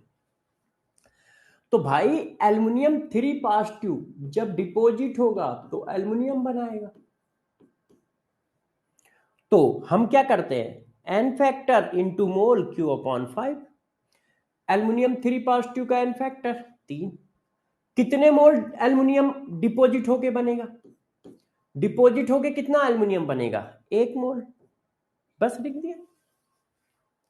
ठीक है, अब क्या है, जल्दी जल्दी अब पूरी पूरी लैंग्वेज नहीं लिखते हैं, पहले क्वेश्चन दूसरे क्वेश्चन में पूरी लैंग्वेज लिखते हैं, अब हर एक में पूरी पूरी लैंग्वेज लिखेंगे। AlCl3 में नहीं होगा, ECS सीरीज में H होगा ना। अच्छा, अरे मुन्ना मुन्ना जरा समझो, वो सीधा सीधा क्वेश्चन पूछ रहा है कितना एल्युमिनियम डिपॉजिट होगा, इसका मतलब अब आपको ये नहीं देखना है कि ये इक्वल सॉल्यूशन है क्या सॉल्यूशन है, बात समझ गया। ऋतु का भी मेरे हिसाब से यही क्वेश्चन होगा। जैसे बहुत सारे बच्चे ये कह रहे हैं कि मान लो इक्वल सॉल्यूशन ऑफ AlCl3 है, तो इक्वल सॉल्यूशन ऑफ AlCl3 में तो हाइड्रोजन गैस डिपॉजिट होगी, क्यों, हाइड्रोजन नीचे होगा एल्युमिनियम ऊपर होगा ECS सीरीज में, तो हाइड्रोजन गैस डिपॉजिट होगी, है ना, यही कह रहे हो ना। मगर ऐसा तब किया जाता है जब क्वेश्चन की लैंग्वेज ये हो कि हम इलेक्ट्रोलिसिस करा रहे हैं AlCl3 की, तो बताओ कौन डिपॉजिट होगा, कौन सी गैस निकलेगी, तब हम ECS सीरीज के थ्रू क्वेश्चन करते हैं। अब तो वो मेरे से डायरेक्ट पूछ रहा है कि AlCl3 में कितना एल्युमिनियम डिपॉजिट होगा, इसका मतलब वो डायरेक्ट पूछ रहा है कि यदि हम एल्युमिनियम के इलेक्ट्रोलिसिस करा रहे हैं तो एल्युमिनियम कितना डिपॉजिट होगा, ये बताओ, ये बताओ। इसलिए वहां पे हम वाटर नहीं ले रहे हैं, ना यहां पे वाटर ले रहे हैं कि HN डिपॉजिट कराए, और ना यहां पे ले रहे हैं, ना यहां पे ले रहे हैं, यहां पे ले रहे हैं। क्योंकि वो साफ साफ लिख के दे रहा है the quantity of electricity needed to electrolyte separated 1 m solution of this electrolyte will be, वो इनको डिपॉजिट करा रहा है, इनको। तो क्वेश्चन की लैंग्वेज के हिसाब से हम क्वेश्चन को करते हैं। यदि वो ये पूछता कि equal solution of AlCl3, equal solution of AlCl3 की इलेक्ट्रोलिसिस करने पर एनोड में कौन सी गैस निकलेगी, कैथोड में कौन सी गैस निकलेगी, कौन पहले डिपॉजिट होगा, तब ये सारा चीज लगता कि ECH सीरीज से निकाला जाए। अभी तो वो साफ साफ न्यूमेरिकल क्वेश्चन बना रहा है फराडे लॉ पे कि भैया मैंने इतना चार्ज सप्लाई किया है तो बताओ कितना एल्युमिनियम डिपॉजिट हो रहा है, इतना चार्ज सप्लाई किया है बताओ कॉपर कितना डिपॉजिट हो रहा है। वो ये बात ही नहीं कर रहा है कि पहले हाइड्रोजन डिपॉजिट होगा देन कॉपर डिपॉजिट होगा, ये बातें नहीं कर रहा है वो। और जब इस तरह की लैंग्वेज बनाएगा तो हम लोग करेंगे, तब हम लोग करेंगे, ठीक है। तो क्वेश्चन सही था। हम लोग कहां पे थे यार, हम लोग कहां थे, अच्छा इस क्वेश्चन में थे। अब देखो यार इस क्वेश्चन में क्या, ए सर्टेन करंट डिपॉजिट इतने gram of hydrogen in 2 hour. तो भाई नंबर ऑफ ग्राम इक्विवेलेंट क्या होता है, नंबर ऑफ ग्राम इक्विवेलेंट होता है n factor into mole. Number of gram equivalent क्या होता है, n factor into mole. Number of gram equivalent क्या होता है, n फैक्टर इनटू मोल। हाइड्रोजन का n फैक्टर 2, मोल कितने दिए, मोल कितने दिए। अब देखो मास दिया है तो मोल बना लो, mass divided by molecular weight, mole आ गया। अब कॉपर में क्या पूछ रहा है, the amount of copper liberated. अच्छा तो n फैक्टर कॉपर का 2, अमाउंट पूछ रहा है तो हमने मोल की जगह क्या डाल दिया, W डिवाइडेड बाय 63.5, अमाउंट पूछ रहा है। अब कट्टम काट खेल लो, तो अब देखो क्या आ गया, W इक्वल टू क्या आ गया जी। अच्छा 0.5 का मतलब क्या है, 0.5 का मतलब 1/2 तो होता है भाई, 0.5 का मतलब क्या होता है, 1/2 तो होता है। तो इसका मतलब 4 से डिवाइड करना है, तो 4 एकम 4, 2 आ गया, तो 4 पंचे 20, 3 आ गया, और 3 आ गया तो ये हो गया जाके 35, और तो 4 8 चौक 32, फिर 3 आ गया, फिर 4 पंचे 20 32, ये आ रहा है लगभग 15 दशमलव समथिंग आ रहा है, 15 दशमलव समथिंग सिर्फ एक आंसर है, ये देखो 15 दशमलव समथिंग सिर्फ एक आंसर है। हाँ अप्रोक्स 16 आ रहा है, सही कह रहे हो। हाँ बेटा रितु बताओ क्या कह रहे हो।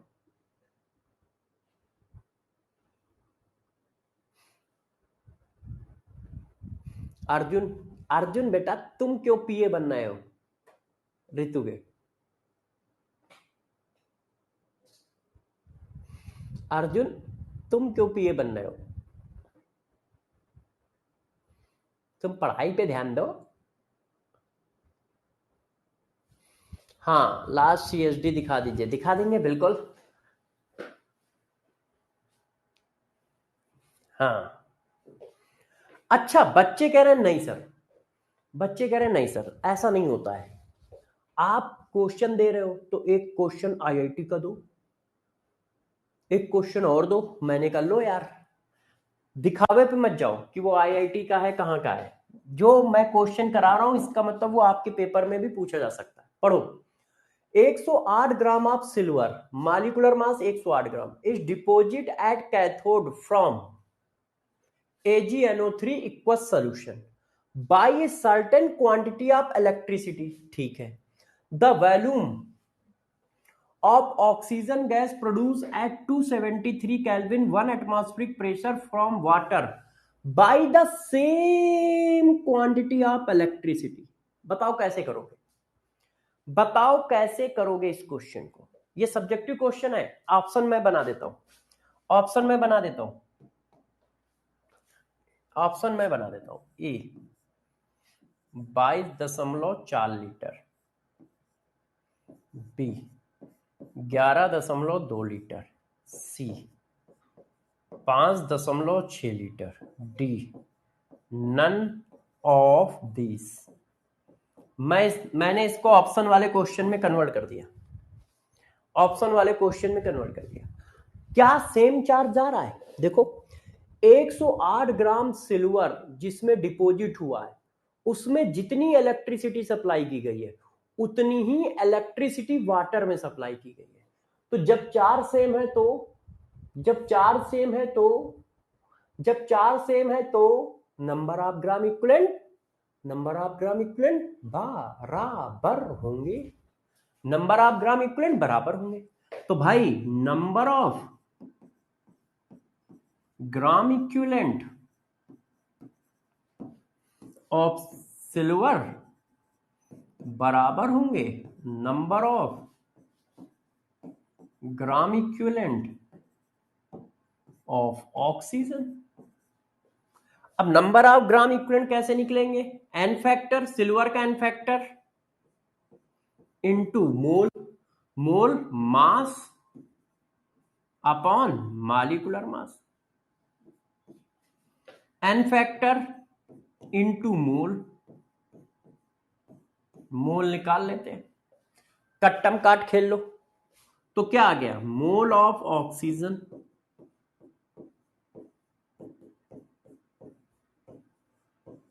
अब मोल को वैल्यूम बनाओ, तो वैल्यूम ऑफ ऑक्सीजन गैस, मोल को वैल्यूम बनाने के लिए 22.4 लीटर का मल्टीप्लाई एट एसटीपी। अब देखो जो आपको कंडीशन दी है वो एसटीपी की ही कंडीशन तो है, ये एसटीपी की ही तो कंडीशन है। तो आंसर कितना आ गया? सी। आंसर कितना आ गया? सी 5.6। हाँ भाई बातें कर लो, बातें कर लो। सबसे कमजोर तो मैं ही हूं, हम सब लोगों में मिला के सबसे कमजोर कौन है? मैं। इसीलिए मैं पढ़ रहा हूं, मैं क्वेश्चन कर रहा हूं, मैं थ्योरी याद कर रहा हूं। क्यों? क्योंकि सबसे कमजोर कौन है? मैं। तुम लोग तो तेज हो, इसलिए तुम लोग लिखो कि हाँ भाई कौन अच्छा मजाक कर रहा है, कौन खराब मजाक कर रहा है, तुम बुरा तो नहीं मान रहे हो, तुम अच्छा तो नहीं मान रहे हो, तुमने कल क्या खाया, तुमने कल क्या पिया, पार्क में कौन मिलेगा, रेस्टोरेंट में कौन मिलेगा है। अब भाई जो कमजोर है वो पढ़ रहा है, वो क्वेश्चन कर रहा है। क्यों? क्योंकि उसको तेज होना है। तुम सब लोग तो तेज बैठे हो, तुम लोग क्यों क्वेश्चन करोगे? तुम लोग क्यों करोगे? अब देखो तुम कितने तेज हो कि तुम्हें नीट का पेपर देने को मिलता है, हमें नीट का पेपर देने को तक नहीं मिलता है, इतने तो मैं कमजोर हूं। अब जब मैं इतना कमजोर हूं तो मुझे क्या है, मुझे ही पढ़ना पड़ेगा। तुम देखो कितने तेज हो, तुम्हें फिजिक्स भी आती है, बॉटनी भी आती है, जियोलॉजी भी आती है, यहाँ केमिस्ट्री में ही हाय तौबा मच्छी पड़ी है। अभी हमें कितने सब्जेक्ट सीखने हैं, फिजिक्स सीखना है, जियोलॉजी सीखना है, बॉटनी सीखना है। अब भाई जो तेज है वो बातें तो करेगा ही करेगा, जो कमजोर है वो अपना पढ़ेगा, है ना। ये तो लॉ ऑफ नेचर है भाई। ठीक है कर लो मस्ती भाई, तेज हो तो भाई ठीक है, कोई बात नहीं, कर लो भाई। क्या कर सकते हैं, जो कमजोर है वो क्वेश्चन करेगा, वो क्वेश्चन कराएगा। कर लो भाई, क्या कर सकते हैं।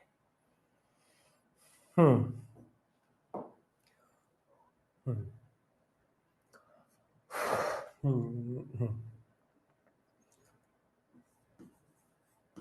Calculate ratio of mole of silver, copper and aluminium deposit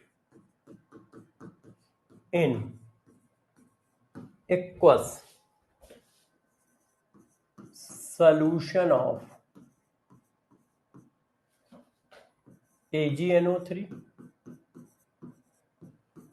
copper sulfate and aluminium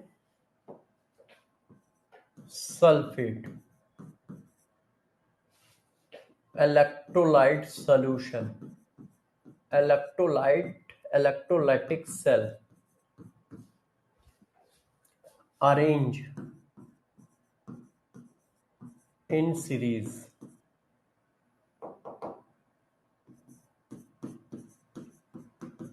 लो भाई, अब भाई तुम लोग तेज हो तो लो, तुम लोगों के लिए एक क्वेश्चन दे दिया, करो भाई। तुम लोग तेज हो यार, अब जो तेज है वो तो क्वेश्चन करेगा ही करेगा, कमजोर वाला थोड़ी करेगा।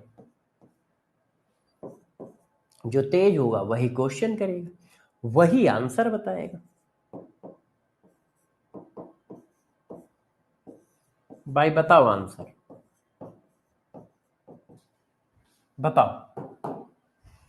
Calculate ratio of mole of copper, silver, aluminum deposit in solution of AgNO3, copper sulfate, aluminum sulfate, electrolyte cell arrange in series. If one Faraday charge pass through cell arrangement,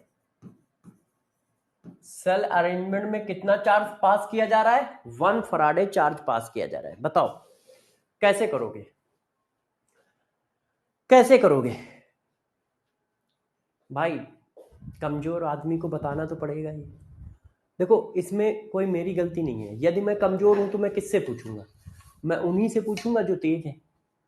और मैं ही, तुम ही लोग हो, मेरे दोस्त यार बच्चे सब तुम ही हो, तो तुम ही से पूछेंगे, है कि नहीं भाई? मैं तुम ही को तो जानता हूं, किसको जानता हूं? और किसी को जानता ही नहीं हूं। अब जिसको जानता हूं उसी से पूछूंगा।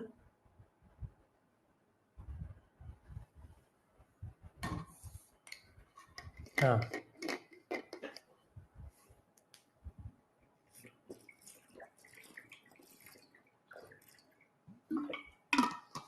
बताओ भाई। हाँ आदर्श, आदर्श बताओ। अब देखो सिंपल सी बात है, क्या हमारा फार्मूला है? हमारा फार्मूला ये है, तो मोल का रेशियो पूछ रहा है, तो सिल्वर में एन फैक्टर कितना है? ये, और सिल्वर का मोल क्या होगा? कितना चार्ज सप्लाई कर रहे हो? 1 फराडे। तो मोल ऑफ सिल्वर कितना आ गया? सिल्वर के कितने मोल डिपॉजिट हो रहे हैं? 1 है। अब आप निकालो किसका? कॉपर का। कॉपर का N factor 2, mole of copper कितना चार्ज सप्लाई कर रहे हो? 1 फराडे। सब में सेम चार्ज है ना, तो मोल ऑफ कॉपर कितने आ गए? मोल ऑफ कॉपर आ गया 1/2। अच्छा, मोल ऑफ एल्युमिनियम निकालो, N factor 3, mole of aluminium 1 Faraday divided by 1 Faraday, तो मोल ऑफ एल्युमिनियम कितना आ गया? 1/3 मोल आ गया। अब इनके रेशियो बनाओ, सिल्वर का मोल, कॉपर का मोल, एल्युमिनियम का मोल। सिल्वर का मोल 1, कॉपर का मोल 1/2, एल्युमिनियम का मोल 1/3। अब 6 एलसीएम ले लिया, तो ये 6:3:2, 6:3:1 है, तो ये आंसर हो। यहां 1 लिखा है, 2 नहीं लिखा है, चेक करो। इतना तो सही है, मगर यहां 1 लिखा है, तो 6:3:2 आंसर आ रहा है। बात समझ पाए? कैसे करोगे? एल्युमिनियम का एन फैक्टर 3 कैसे? अरे मुन्ना, एल्युमिनियम के ऊपर कितना चार्ज होता है? 3। किसी भी कैटायन का एन फैक्टर उसके ऊपर का चार्ज है। यही गलती तो हम लोग पहले क्वेश्चन में किए थे, कि बिस्मथ का एन फैक्टर मैंने 6 डाल दिया था, ध्यान है? अरे यार, अब हमें पढ़ाना पड़ेगा, जबकि तुम लोग तेज हो, कमजोर तो हम है, अब हमें बताना पड़ रहा है। अरे सॉल्ट का एन फैक्टर 6 होगा मुन्ना। डिपॉजिट कौन होता है? कैटायन होता है। यही बात तो ध्यान रखनी है, जैसे गलती ना होने पाए। यही गलती तो हम भी पहले क्वेश्चन में करके आए थे, तब तुम लोगों ने हमें सिखाया कि सर एन फैक्टर कैटायन का रखना है, क्योंकि डिपॉजिट कैटायन हो रहा है। मुन्ना भूल गए क्या? मुन्ना भूल गए क्या? भूल तो जाओगे। जब तुम्हें याद ये आएगा कि तुमने खाना खाया नहीं खाया, पानी पिया नहीं पिया है, जब तुम्हें ये सब आज याद आएगा, इलू टीलू याद आएंगे, तो तुम तो भूल जाओगे ही जाओगे। तुम तो भूल जाओगे ही जाओगे। हाँ मक्कार भाई, तुम सब लोग मार खाए, तुम लोग तो लाइन से खड़ा किया जाए, ठीक है, और कहा जाए मुर्गा बन जाओ, और फिर पीछे से डंडे चलाए जाएं सबके ऊपर, तब सुधरोगे तुम लोग। इनको नए चैप्टर की पड़ी हुई है, पुराना चैप्टर आता नहीं है, इनको नया चैप्टर सीखना है। चलो बात समझ गए सब लोग कैसे करते हैं? अच्छा अब देखो, अब हमारा सिलेबस क्या रह गया। चलो जब तक मैं बातें कर रहा हूं तब तक इसका आंसर निकालो, जब तक मैं बातें कर रहा हूं तब तक इसका आंसर निकालो। देखो अब हम लोग के पास रह गया है सिर्फ बैटरी। बैटरी पढ़ाते ही ये चैप्टर खत्म। अब बैटरी रह गया कि बैटरी क्या होता है, प्राइमरी बैटरी क्या होता है, सेकेंडरी बैटरी क्या होता है, टर्सरी बैटरी क्या होता है। तो अब हमें पढ़ना है battery, classification of battery, fuel cell, ठीक है, फ्यूल सेल, कोरोजन, ये सारी चीजें पढ़नी है। तो कल इलेक्ट्रोकेमिस्ट्री खत्म हो जाएगा, और कल मैं इलेक्ट्रोकेमिस्ट्री के 40-50 क्वेश्चन कराऊंगा भी। क्यों? क्योंकि बैटरी शुरुआत के 30-35 मिनट में खत्म हो जाएगा। बैटरी 30-35 मिनट में खत्म हो जाएगा, ज्यादा से ज्यादा लगेगा 40 मिनट। इसके बाद बचे हुए 1 घंटे 1.5 घंटे में हम लोग इलेक्ट्रोकेमिस्ट्री के क्वेश्चन करेंगे, ठीक है। तो आप पूरा इलेक्ट्रोकेमिस्ट्री रिवाइज करके आइएगा, पूरा इलेक्ट्रोकेमिस्ट्री रिवाइज करके आइएगा, क्योंकि कल मैं टीएचडी 1 नहीं लूंगा, 2 नहीं लूंगा, कल पूरे टीएचडी लिए जाएंगे 20। कल 20 टीएचडी लिए जाएंगे। आप आराम से पूरा इलेक्ट्रोकेमिस्ट्री करके आओ, एक्सेप्ट बैटरी। पहले 20-25-30 मिनट में बैटरी पढ़ाऊंगा, इसके बाद इलेक्ट्रोकेमिस्ट्री के क्वेश्चन करेंगे। आयनिक इक्विलिब्रियम की क्वेश्चन प्रैक्टिस करा दीजिए, बिल्कुल करा देंगे। और ख्वाहिशें जारी करो, और ख्वाहिशें जारी करो। अरे वो भी करा देंगे यार, ऐसी बात नहीं है, मगर अभी इलेक्ट्रोकेमिस्ट्री चल रहा है तो इलेक्ट्रोकेमिस्ट्री क्वेश्चन करो। अभी इलेक्ट्रोकेमिस्ट्री चल रहा है, इलेक्ट्रोकेमिस्ट्री क्वेश्चन करो। ये क्वेश्चन होमवर्क है, सब लोग करके आएंगे। गलत मत करिएगा नहीं तो मार खाओगे, गलत मत करिएगा नहीं तो मार खाओगे, ठीक है। इतनी बात क्लियर है? अच्छा ठीक है, अब मिलेंगे कल। कल ये चैप्टर खत्म हो जाएगा, लास्ट और फाइनल चैप्टर चालू होगा हमारा किसका? फिजिकल केमिस्ट्री का, एटॉमिक स्ट्रक्चर। एटॉमिक स्ट्रक्चर खत्म होते ही फिजिकल केमिस्ट्री खत्म, फिर हम लोग आ जाएंगे ऑर्गेनिक में, और फिजिकल केमिस्ट्री को रिवीजन में डाल देंगे। फिर हम लोग फिजिकल केमिस्ट्री का रिवीजन करेंगे, ऑर्गेनिक पढ़ाएंगे, फिजिकल केमिस्ट्री का रिवीजन करेंगे। रिवीजन कैसे करेंगे मैं बताऊंगा, ठीक है। चलो अब कल मिलेंगे, अपना ध्यान रखिएगा, कल इस चैप्टर को खत्म किया जाएगा, ठीक है। बाय बाय, बाय बाय बच्चों। हाँ